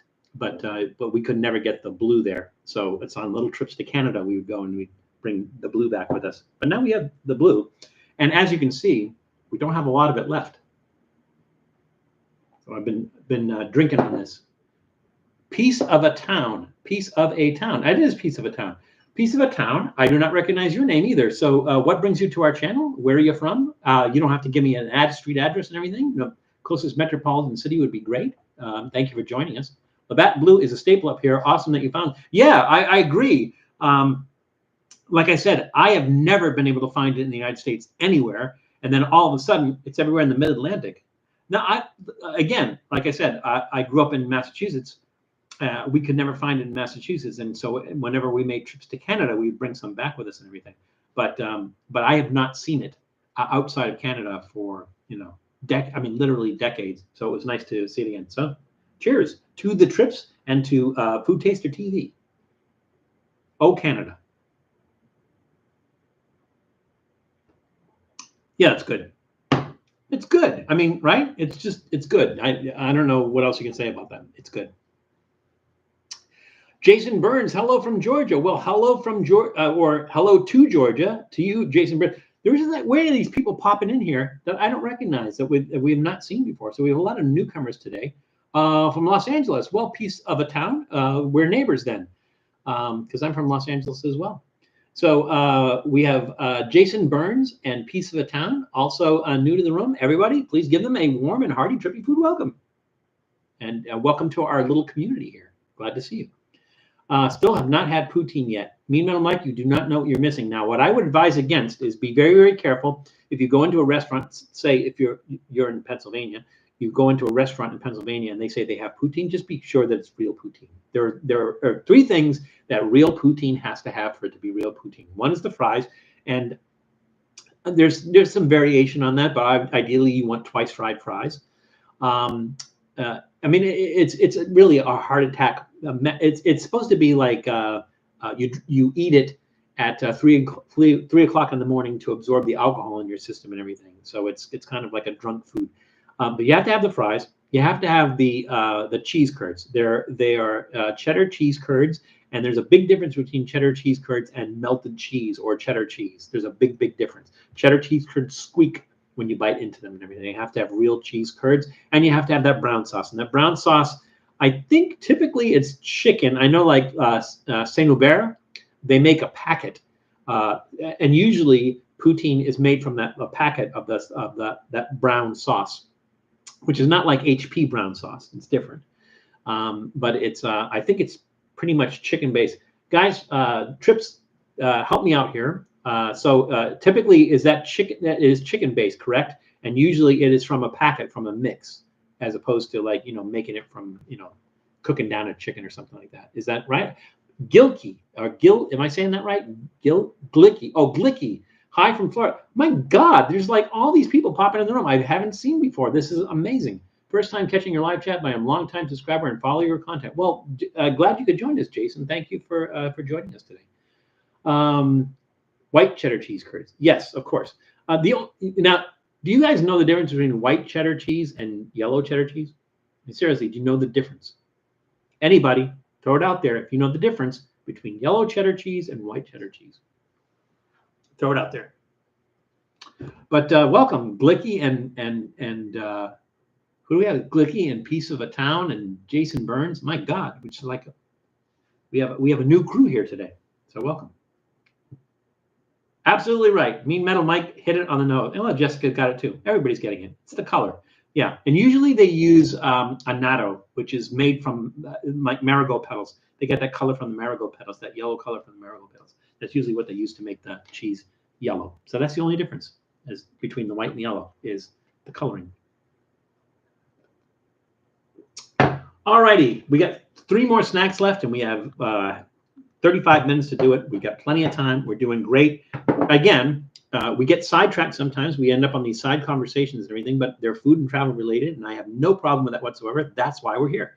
We're here to have a communion of sorts of ideas and experiences and talk about food and talk about travel. That's why we're here. So I have no problem going off on a tangent and talking about food and travel and stuff like that. So there we go. No, I don't think that's a Johnny Galicki. I think that's a different person, Food Taster TV. I think. Could be wrong. You could be right. You may be right. I may be crazy, but it just might be a lunatic you're looking for. Maggot cheese is illegal. Why? That's an excellent question. I think it's because of the type of maggot they use, which is not like a housefly. It's not maggot cheese. If you don't know, if you never heard, it's kazu marzu. Now, I think it was a Trippy food episode. I made kazu marzu. I didn't make it exactly. So what happens is they take the top off the cheese during the ripening process. So the cheese is still ripening. When I did it, I used a fully ripened cheese. It's a Pecorino Romano from Sicily. And so that's I use that same cheese, but again, mine was fully ripened. And usually what they do is they take the wheel before it's ripe, and they cut the top off of it. They leave the top off, and the flies lay their eggs on it. Then when the eggs hatch, you get the maggots crawling around in there. They do maggot excrement. They die in there. They leave the dead ones in there, and some of them are still alive and crawling around. It's a different type of fly, and the problem, I think, the reason they make it illegal is because those flies, they say, and I'm not sure exactly if that's true or not, they say that those flies have like little tiny hooks on their mouth, and they'll connect themselves to stuff on the way down because they don't want to be swallowed. They'll connect themselves to stuff on there, and you can have a problem like a parasite type problem with those cheese. And I think that's why it's illegal. So Sardinia is the only place that I know of where you can actually get it. And I think even in Sardinia, it's illegal, but they kind of like look the other way on stuff like that. So it's really, really hard to find. You can't get it anywhere else. I think some people said that they've been able to import that, some people have taken it on a private jet and managed to get it over here and everything. But yeah, it's one of those things, like it's a bucket list thing. And like, if you have to make a trip out to Sardinia to actually try the real thing. So Mean Metal Mike, like I said, we try. I don't know if you saw the episode that we did with Matt. It's legendary because Matt, I thought Matt was going to be overjoyed because it was a bucket list item for him, and he was like once he saw live maggots crawling around in the cheese and everything, he just did it So it was fun though. Yellow number 5 is the same as Mountain Dew. Oh, that's interesting. Mountain Dew's kind of green though. They must use yellow number 5 and some other stuff as well. Did I miss anybody else sneaking in? I don't think so. Yes, the Trips, that was very astute of you to catch that Billy Joel reference. Apparently, you're the only ones that caught it, though. It's not a parasitic maggot, basically. I don't know what the story is. Like, again, that's what they say. They say that they have little hooks in their mouth and they attach themselves inside you, which sounds like a parasite. But I don't even know if that's true. That's just what they say. So I don't know why it's illegal. I think more people should be able to enjoy that. What we ate was actually pretty good. But it wasn't the real thing. That's as close as we get. Got to go make dinner for the kiddos. Have a wonderful week. You as well, Jason. Thank you for joining us today, and hopefully you will join us next week. Same bat time, same bat channel, as far as I know. But thank you for joining us, and welcome to our little community. Kasu quesadilla. Yeah, I guess you would melt that cheese, and then in melting it, you'd probably kill the maggots, but they'd still be in there. That'd be interesting. Yeah, that'd be interesting. Hey, Duncan Spencer. I've not seen you in a while, Duncan Spencer. I'm glad you could make it back. Good to see you again. All right, so we are caught up. Time for some more snacks. So let's see. Let's do this one next. This one sounds interesting. I'm going to read a card. Nope, I took that out of the ones we already read. My apologies. Let's go ahead and read a card. Okay, I think most people will get this. I think it's a pretty common answer, but we'll just throw it out there. We'll have some softballs. What do you call that? Softballs to swing at, I guess. Jack Daniel's whiskey is made in what U.S. state? Again, Jack Daniel's whiskey is made in what U.S. state? I'm going to put this on the map over there, and let's do our next snack. So our next snack, this one was a little bit odd. This is, the company is called Brooklyn Cured, and this is Brooklyn Cured uncured pork salami with bourbon and sour cherries. They're calling it a Manhattan, because I guess that's what's in a Manhattan, bourbon and sour cherries. So it's Manhattan salami, which is really, really weird. Brooklyn Cured has been around since 2010, was founded by Scott Birdie in Brooklyn. So it's not just a catchy name.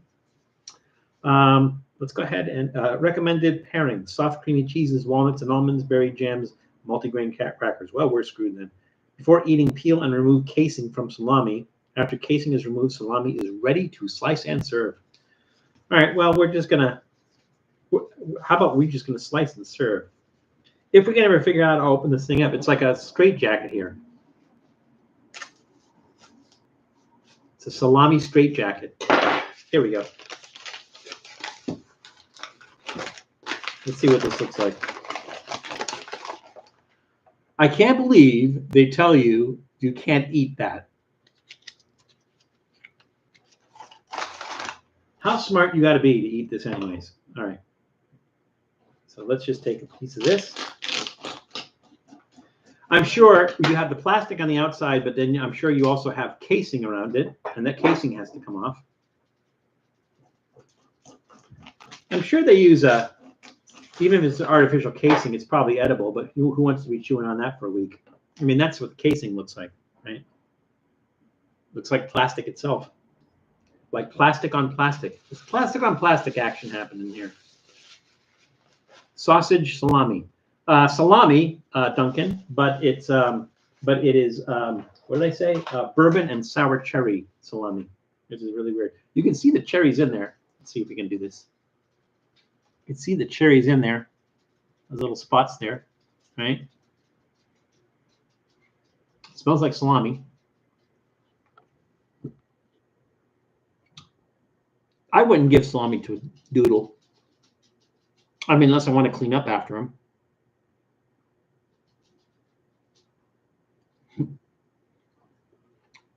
Julie, if you can get quats in Massachusetts, I'm surprised. Well, the thing is, Tom lives a long way away from a large grocery deal. That's good. I'm not really getting sour cherry, though. Doodle is about 3 years old, Mike. Where is Doodle? Oh, let's bring Doodle up. Kelly, brace yourself. Here he comes. It's Doodle, the Prince of Dogness. No, you don't want any of that, Doodle. You don't want that. That's not good for you. That's not good for you, Doodle. Isn't he the cutest? Isn't he the cutest ever? I mean, really. I kind of think, especially when his ears are out, he has that kind of Groger, what is it? The Baby Yoda kind of look when he's looking right at you. Right? Doodle, look, everybody's saying hi. Doodle, everybody's saying hi. Say hi to Kelly. Kelly loves you. Hi, Kelly. Doodle is so much better than pepperoni. About the same size, Jessica. He's just a little dude. I tried a new hot sauce Val I never had before. Whoa, it was hot Pex peppers. I never heard of that. I'm going to have to look that up. I love hot sauce. Duncan, you weren't here last week. So last week we did Colombian food. So I brought some Colombian snacks back. And when we were in Cartagena, we went to La Cevicheria. And La Cevicheria is famous because it was made famous by Anthony Bourdain on No Reservations. When he went to Cartagena, he went there. But it just so happens that the chef and owner is a friend of Claudia's from high school, so in Colombia. So when we were down there, we went to the restaurant actually a couple of times, and we met with him. We sat down with him. That will be in. I don't know if it'll be a separate episode or we'll work that into our Cartagena episode. But they have a hot sauce that they make there, and they make it with habaneros. It's orange, but it's not orange because they put carrot in it. It's orange because of the habanero and everything. And it's sneaky because Colombia is not known for spicy food.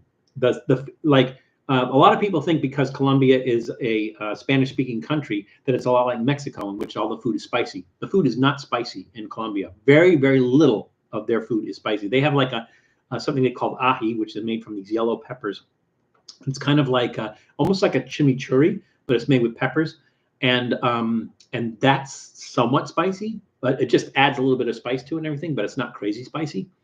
But at this place in Cartagena, because Cartagena is on the coast and on the Caribbean coast in the Atlantic Ocean, then things are a little bit spicier there, and they do make this hot sauce, which we tried on the live stream last week. That's like, I mean, hot. It tastes hotter than some habanero hot sauces that I've tried. So really good. I don't know if you can get it commercially outside of that restaurant or anything, but brought a bottle back and it's really good. Listening to an old Native American band called Redbone. Yeah. Come and get your love. Oh, I hope I don't get a strike for that. Yeah. Me and Mike. Come get your love. That's Redbone. Yeah. That was a Native American band. Absolutely correct. Don't know about any of the Pex peppers from the USA. I don't either. I know that there's the X peppers, Pepper X. Those are made in the USA, but I don't know. I don't like chimichurri, weird taste. So I think, if I'm not mistaken, that chimichurri uses parsley. But if you, Duncan, I would make your own chimichurri, but instead of using parsley, use the carrot tops. And I don't mean the comedians.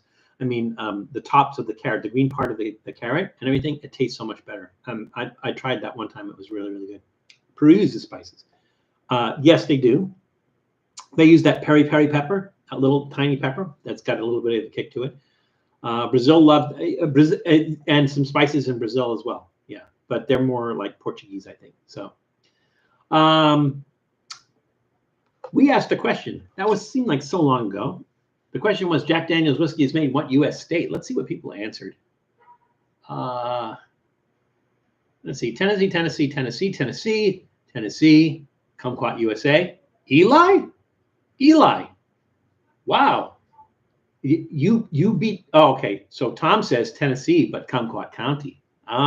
So Tom is more correct than you, Eli. Although Eli, it's a good try. I think Tom is the only one who really gets points for Kumquat, though. Miguel Rangel said Kentucky. Where's my winnings? We all win. I think that was it. Most people got it right. It was, in fact, Kumquat. So that was the correct answer was Kumquat. So I'm going to give 50 points to everybody because it was such a popular answer. There we go. I scrolled up too much. There we go. We're back. Yeah, it uses parsley. Yeah, try substituting parsley. Like if you like cilantro, try making with cilantro. That's another flavor. Some people actually hate cilantro. It's a genetic thing, and they taste it like it tastes like soap to them, so they can't eat it. But if you like cilantro, try it with cilantro, or again, try it with the carrot tops and everything. And make your own. It's easy. It's really easy to make. You can find a simple recipe for it online. Try that. See that, because it's kind of like a really nice thing with all those ingredients combined together. So there we go. The other one I had was born to a Hula Reaper of sorrow. Yeah, Reaper can be. It's so funny because I've had a lot of snacks that had said they had Reaper in it, and I was like dreading the worst, and they really weren't that bad. And then I've had some stuff that was said that had habanero and stuff in it. That's been like hotter than Ghost. So I don't know. But I've had jalapenos that were like habanero hot. So go figure. Eli, Secret Aardvark is awesome. That is like my go-to table hot sauce. You use it. I use it for every meal: breakfast, lunch, dinner. Secret Aardvark is awesome. And somebody just posted this. I just saw somebody posted the Secret Aardvark now has out a Reaper sauce. So I have not tried that yet, but I will have to try the Secret Aardvark because I think typically it's a habanero sauce, and now Secret Aardvark has a Reaper sauce out, so I will have to try that. Tim Hortons, where did that come from? He said Tim Hortons is awesome. That one is awesome. Tim Hortons is okay. I think the closest thing I would compare to Tim Hortons to in the United States is probably Dunkin' Donuts, and Tim Hortons beats Dunkin' Donuts. But it's okay. It's like you're on a road trip and everything, pull into Tim Hortons. Psh, beauty. Let's see. Did I miss anything? Gun run. Oh, hey. Well, thanks for joining us, Jared. We will catch you next week, I hope. Okay, everybody else is talking. Time for another snack. Oh, I didn't rate this, did I? I did not rate this salami. Salami is really good. For some reason, I'm not getting sour cherry, though. I would think that sour cherry would be like a stronger taste, and it is not. I'm not, for some reason, not getting sour taste. A little bit of the bourbon, maybe. It's a nice salami.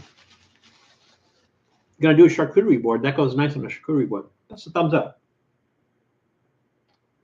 Still disappointed though, but it's okay.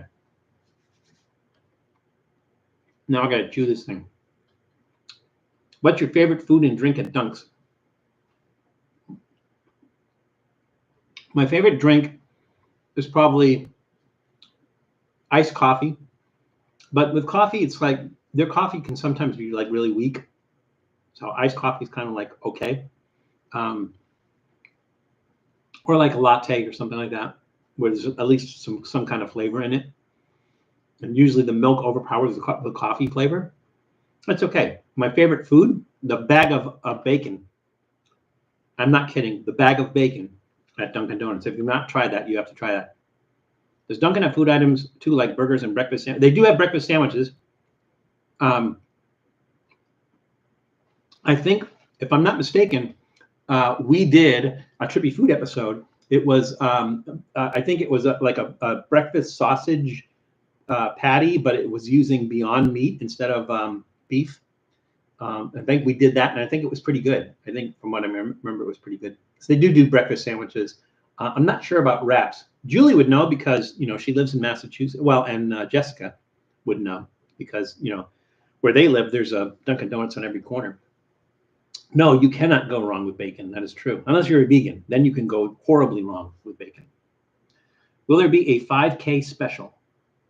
A 5K special? I'm not sure I follow you, Eli. Wait, more Labatt. I haven't had this in probably 30 years. And it's really good. And the thing is, it's like it's been sitting out a little bit. And when I first started drinking, it was cold, and now it's like room temperature. It's like better. I don't know. It's really Trips. What do you guys think? Do you like Labatt or Labatt Blue? Do you like Labatt Blue? Because I like it. 5,000 subs. Do I have 5,000 subs? I don't think so. I'm a little bit off. I'm oh, I see. 5,000. That answers that question. There will be a 5K special if I get to 5K. So I am 100. I want to say I'm 140 subscribers off from 5K. So if you guys can help me, don't do bots, don't do like fake accounts or anything else like that, because those go away. YouTube goes and finds those and gets rid of those. But if you guys can help me get to 5K, which is not very far off, like I said, 140 away from 5K, we will do something very, very special. I do have those two remaining peanut brutal things, and they're hotter than the one I ate because I did eat number 1 and not number 2 and number 3. They're hotter. We could do those. We could do a bunch of stuff. We could do like viewer's choice. Like you guys can make suggestions, and we could just do a whole thing. We could actually cook food. It could be like it'll be a big party. 5,000 subs. So if you guys can help me get there, I will reward you with a very, very special 5K episode. So yes, Eli, the answer is yes. There will be one. We just got to get to 5,000 subs. If you can. So let me start by saying, if you guys watch this show, if you guys are on the live stream on a regular basis and you have not subscribed, let's go ahead and do that. You just need to create an account on YouTube. You don't have to do anything with it. You don't even have to like broadcast that you're on there and everything, but just do that and subscribe. The benefit to that is that I think it asks for an email address, and then you can click the little subscribe button and then click the bell next to it, and then you'll get notified anytime we put up an episode and everything. So there's that benefit, but it helps us too. And when we get to 5,000, it's party time. So yeah, let's do it. Let's do 5K and let's do something special. And if you guys have any ideas, throw it out there, like stuff you would like to see for a 5K special. If you guys are going to help me make this happen, then I'm going to reward you guys with doing some stuff that by your request. Maybe we'll do it like a full episode of your requests. Maybe we'll do the balut egg salad on that episode. So there we go. Let me know. Throw it out there if you have suggestions for that, and if you guys want to help me by getting the word out to people so that we can get up to 5,000 subs, I will thank you immensely and put that into action. So there we go. Did you say Labatt? It's loud here. I did say Labatt. So Julie, I thought I showed you that earlier. So that I got Labatt Blue. I found Labatt Blue. Can you find that in Massachusetts? Now, somebody earlier said that you can find it in the Mid-Atlantic states and stuff. I don't remember being able to find Labatt Blue in Massachusetts the whole time I was up there. But I don't know if you can find that now there. Let me know, Jules. All the kids are here. The kids are all right. Labatt Blue is a college staple for us. I missed college trips, so I didn't have a college brew. But there we go. Chelada Chug. Well, we can't do a chug because it's YouTube. So just so that you know, Eli. I mean, we could do a non-alcoholic chug. And you could do that, but we can't do an alcohol chug because it's YouTube and they'll take it down. So we can't do that, unfortunately. Wheel of regret, like Matt does. We could do that too, but I need to know what items you want to see on that wheel of regret. So like I said, throw out some suggestions and we'll do it. The thing is, like, if you see Matt's face, if you see Matt's reaction when he has to eat like a scorpion or a tarantula, my reaction is quite different. If I'm going to eat a scorpion or a tarantula, I'm like, ooh, all right, awesome. Right? So we'd have different reaction on that. So we can't, I could not use the same, the things that Matt uses are the things that Matt hates. Like Matt could put pickles on his wheel of regret. That would be like a bat. Or if you watched the Pepsi pickle episode that we did with Tom that just aired on Friday, I got those Mount Olive pickle shots. That would kill Matt, right? So that would be something that he would put on his wheel of regret. But for me, I'm okay with it. So, wouldn't work. So we'd have to come up with something that like mondegi, the silkworm pupa. I can't stand those things. So that would be a good thing maybe to put on a wheel of regret because I'd have to eat those. But again, we're doing it for 5,000 subs. Well, we're not doing donations. So we just have to like spin the wheel and just, eat what comes up on the wheel. So we'll figure it out. But again, suggestions. Celebrate with an Eggs Benedict. You mean a balut Eggs Benedict, John? I could get like a bunch of balut and make different egg dishes with the balut. That would be funny. So Gatorade wheel. There you go, Jessica. Gatorade. I would just use the plain ordinary flavor because that would be horrible. So we could do that. All right. Let's get cracking because we got 10 minutes left. If we go over, we go over. We're not held to any specific schedule here. So we're going to do the next one. So I'm going to read a card. And the question is, ooh, that's interesting. I don't think I would have get this one. So we'll see. We'll see how you guys do on it. Again, feel free to look it up. Fish roe is used to make what Greek dip? Again, fish roe is used to make what Greek dip? I'm going to have to make that because I've never heard of it. And we're going to try these. These are, the company is Fresh Gourmet. Fresh Gourmet is from Westlake Village, California, which is in the neighborhood. And these are, I think we did Fresh Gourmet. What did we do before? The beets, I think they were. They were like shredded, dried beets. We did those before. So this is the same company, Fresh Gourmet. That looks like a shishito pepper. I don't know. But I think it's supposed to be a hatch chili. And these are crispy hatch chilies. So they look like they're breaded and fried, I suppose. Let's see. Hatch chili pepper. Yeah, we know that. Sunflower oil, seasoning, salt, yeast extract. hatch pepper powder, green bell pepper powder. I don't know why. Red bell pepper powder. I don't know why. Sugar, molasses powder. That's bizarre. Citric acid, spice, natural smoke flavor. They look like they're coated with something, but I don't see anything like there's not wheat or anything here. It's kind of weird. John, don't start with the Dollar stuff again. Unless you mean dollar. The Dollar Tree stuff. A wheel of celebration with good stuff on it, not bad stuff. That'd be awesome, Ice Hand. That'd be like a reward. It's got to be something rewarding for you guys, right? Like I could sit here and eat good food, which would be awesome for me. It has to be something rewarding for you guys because you guys are the ones that are going to help us get to 5,000 subs. So I'll do it either way. If you want to see me eat something really good, no, put it out there. We'll do that. We'll figure it out. I'm going to say bean dip. Okay. Maybe we use some sort of weird bean or something, Tom. Live octopus with Gatorade. Well, the problem is getting live octopus, right? So usually the restaurants that serve like live octopus don't let you leave there without it and with it. And it's not like you can go to like a Petco and buy an octopus that you're going to come home and eat. It would be interesting though. Maybe the way you could do that is you could sneak a Gatorade into the restaurant that serves the live octopus, but then we couldn't do it live. So there you go. John, that's okay. And again, these are things that are made for salads, like to put on salad. Well, they even said salads, burgers, roasted potatoes. So it's really meant as a topping, not really meant as a snack per se. But, we don't care. We're going to eat them like that. Let's see, put that in front of my ugly face. There we go. Looks like some sort of crushed alien bug or something. Oh, those are salty.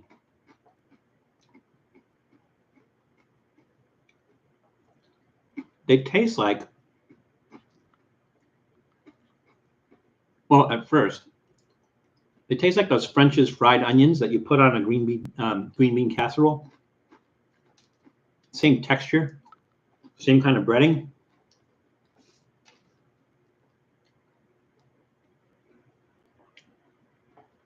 I do get pepper flavor, but not really hatch chili pepper flavor as much as I'm getting like the bell pepper. Because there's something that's a little bit spicy in there. Well, okay, hang on. The spice comes in afterwards. So the spice comes in afterwards, but the immediate flavor is more of the bell pepper than the hatch chili. They're pretty tasty though. I don't know why you wouldn't eat this. It's nice, a good bar snack. Nice salty snack to help you drink the beer. Those are pretty good. I'm going to give those a thumbs up. As a matter of fact, those would be a good topping for a green bean casserole. You're going to make you guys know what I'm talking about, right? Thanksgiving, you're making a green bean casserole using I think it's like Campbell's cream of mushroom soup and the onion soup mix and green beans, and I don't know what else you put in that. These would be really good in there. Thumbs up. There we go. Bring octopus home and call him ceviche. Oh God, that'd be funny. Oop. No, that's the energy, the Ghost energy drink that I wasn't really crazy about. That is such a good beer. I mean, it's not like the best beer I've ever had, right? It's not like some of the stouts and the porters and some of those really, really nice or red beers, that really have this really, really nice, memorable flavor. Everything. It's not like that at all. But it's just like it's a great utility beer. It's like if you're sitting in a bar and you just want a nice beer to just sip on and drink and everything. This is awesome. It's a really good basic beer. That's what it is. There's no gimmicky flavor or anything else like that. It's just beer, but it's a really good basic beer. So it's been like 30 years, but it hasn't changed. It's just as good as I remember it. That's yum. All right. Question was, fish roe is used to make what Greek dip? Let's see. The answers were. Oh, okay. That's what the bean dip thing was. I'm sorry. I thought it was the something about something else. Let's see. Was that the only answer? Was bean dip? Tom says bean dip. Oh, no, wait. Fish. Oh, fish roast used which we dip bean dip. That's funny. That is actually funny. And then John said dollar sauce. So I think maybe he was talking about that as a dip too. That works too. Janice Yamanaka, of course, came up with the right answer, which was Terra Masalata. Terra Masalata. Is that, I guess is what. I don't think I've ever had that. I think I would dig a fish roe dip, though. It looks like Janice is the only one that had the correct answer. So Janice, 5 points. Supply and demand. Sorry about that. All right, last snack, which is okay because we're coming on. It was 2:55. We got plenty of time. We're good. We're awesome. I'm having fun. Are you guys having fun? Are you having fun? I want to see some answers out there. Are you having fun? Because I love doing this, but I want to make sure you're having fun. If it's not entertaining for you, it's not worth it. Oh, question. All right. Anyways, this is Gustaf's Dutch licorice. Gustaf's is a division of Gemet J. Verburg, which was founded in Fenton, Michigan in 1979, although these are a product of the Netherlands, which is Holland. Same thing. Not Tom Holland, the country of Holland. What is the... Oh, okay. I think most people should get this one. What is the main ingredient of borscht? Again, what is the main ingredient of borscht? There we go. Okay.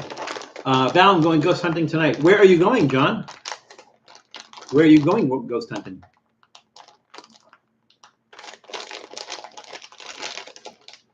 Now, this is double salt, classic salt licorice. Now, for those who don't know about salted licorice, I think we've done salted licorice for probably on. We did a couple of licorice episodes.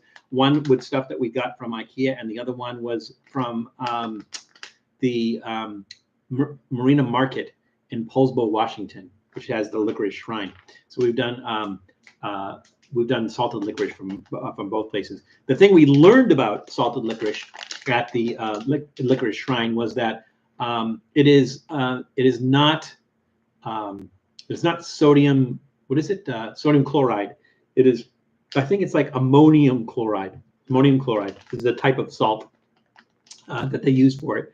The effect that the salt has on the candy is that licorice itself, by nature, it's sweeter, right? It's sweet because it's candy. It has molasses added to it, and so it's sweet. And so what the salt does is the salt changes the sweetness and makes it sour, so it gives it kind of a sour taste. Now, legally anywhere, they are only permitted to put up to 7.5% of that salt, which is I think ammonium chloride. So the saltiest one you're going to find, and again, I'm not talking about sodium chloride. I'm talking about the salt they use for this. The most salty one is going to be 7.5%. I don't. This is double salt, so I don't know what the normal salt is. Let's see. Do they specifically list that? They do not. They say salt. Their ingredients are salt. I wonder if they just use regular salt. That would be weird, because it's not typically. It's not sodium chloride salt. They're little. If you haven't had these, they have almost like a medicinal taste. Oh, okay. Right off the bat, you get that salt. And again, it's not salty as much as it is like sour.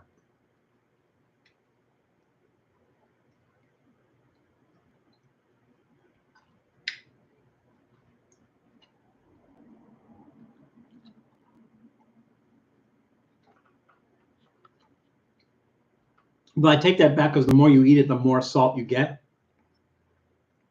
Some of them are kind of coated with that salt. If you like black licorice, and I call it black licorice because, typically licorice is black anyways. Although the licorice root itself is like a whitish color. But typically, I think it's I think there's a molasses in it that makes it black. typically, if you're somebody who likes black licorice, and not everybody does, it's probably like a half and half. I don't think there's anybody who's on the fence about it. You either like it or they hate it, like Marmite. So I think if you are the kind of person that likes black licorice, this takes some getting used to. This is not like black licorice. This one is particularly salty, but again, I think they might use sodium chloride on this because it doesn't have that same taste as like the Danish ones or the Finnish ones that have it's more, it's less of a table salt flavor. This one tastes like somebody took a salt shaker and actually sprinkled salt in it. So it's this weird salty flavor, and all the sweetness is gone. I don't know. So like me, I'm a little bit surprised because it doesn't taste like salted licorice I'm used to. I'm going to give it a thumbs in the middle. I'm not a big fan of salty stuff anyways, and it just tastes like something that's salty. They added like table salt to it. So I'm going to give that a thumbs in the middle. It's not terrible, but you know, there's better salted licorice. And if I was going to waste my time, you know, I'd either eat the better salted licorice or just the plain black licorice and everything. So yeah, thumbs in the middle on that one. Let's go back to our question. Our question was, what is the main ingredient of borscht? And let's see. Tom says water. I think you're right, Pop. You're probably right, Tom. Ice Hand says beets. Janice Yamanaka says beets. John King says pickled eggs. Let's see, was that it? Was that it? That was it. The correct answer is, in fact, beets. Although I think maybe pickled eggs are made with beets. So I think, John, you're not completely wrong. Tom, you need water to make it. So you're not wrong. Everybody's right. So we'll have to, like, you know, because everybody's right, I say 2,000 points for everybody. Even if you didn't answer the question, still 2,000 points for you.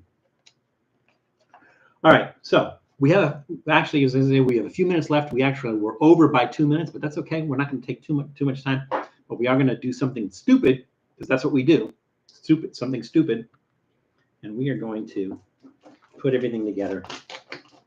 And I'm like right now dreading what that salted licorice is going to do to this concoction. So let's see. Let's do, I think these were bigger chips. So we'll find a big horseradish chip.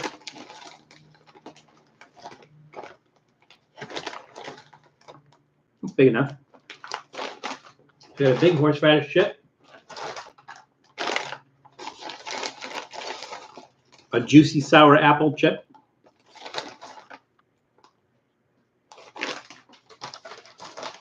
A Keogh's cheesy onion chips. These were awesome. If anyone tuned in late, Keogh's cheesy onions. If you can find that, because these are awesome, amazing, awesome. Put our salami on there. Our crispy hatch chilies. Licorice with orange flavored vodka. That sounds good, John. That sounds really good. Licorice and orange flavored vodka. That sounds awesome. Or would you just flavor the vodka with licorice? Would you like make it an orange and licorice flavored vodka? It's not like you poured vodka on the top of it. This, I think, is going to ruin it, but we'll see. All right, there we go. So again, we have our Feast and Fury creamy horseradish. We have our Keogh's cheese and onion chips. We have our Seneca Snacks sour apple chips. We have our fresh gourmet crispy hatch chilies. We have our Gustaf's double salt licorice, and we have our, what is the brand again? Brooklyn cured bourbon and sour cherry salami. May God have mercy on my soul.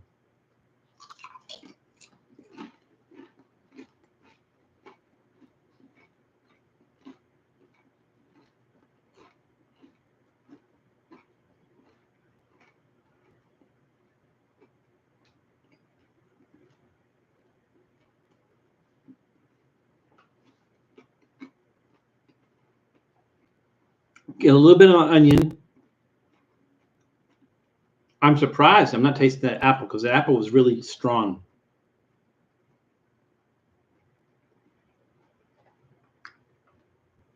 The licorice is overpowering everything. The hatch chilies have disappeared. The salami has disappeared. The creamy horseradish didn't really have a strong horseradish taste anyways. That's gone.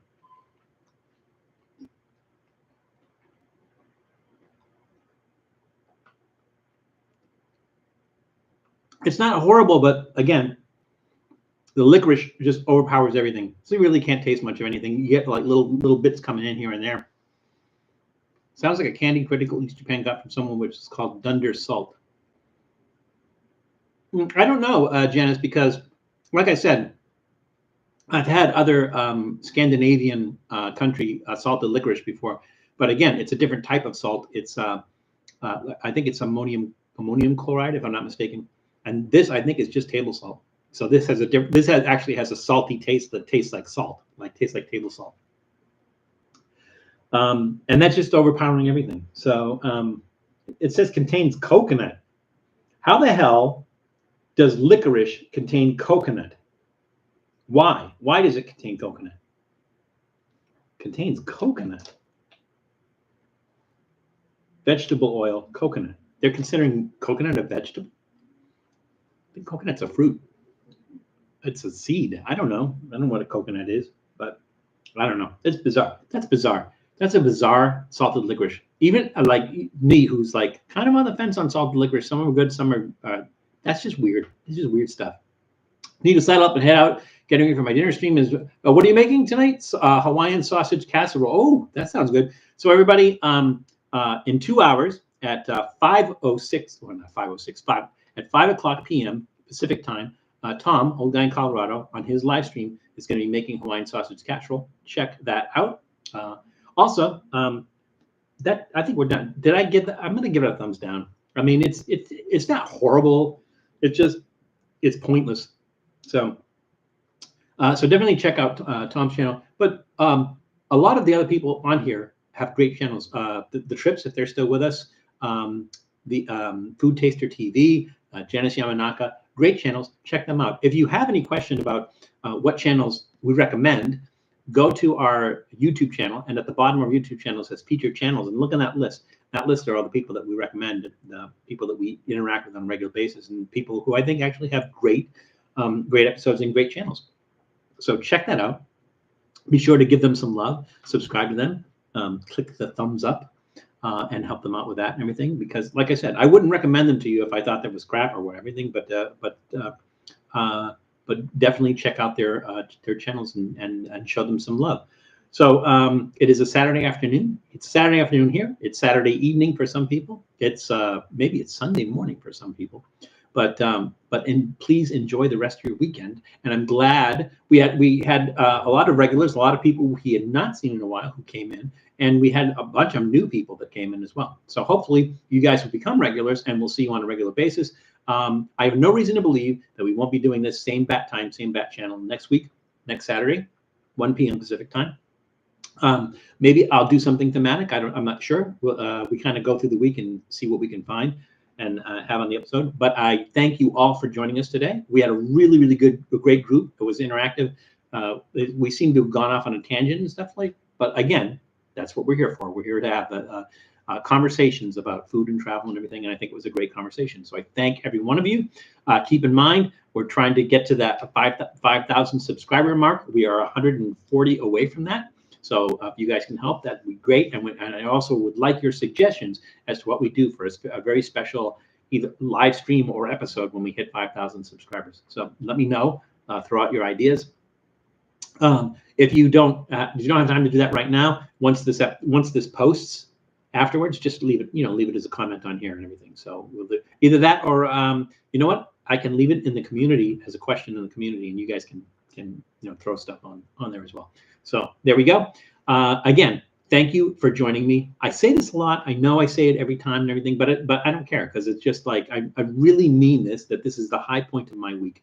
I love talking to you guys. I love the camaraderie. I love the the community that we built here, and being able to talk with you guys and have you talk as well. It's great. It's the high point of my week, and I thank every one of you for taking time out to join us And hopefully you will join us next week as well. But I will tell you that it is crazy out there. You guys know it's crazy out there. So please be careful. Please take care of yourselves. Please take care of others. And we'll see you soon. Bye, everybody.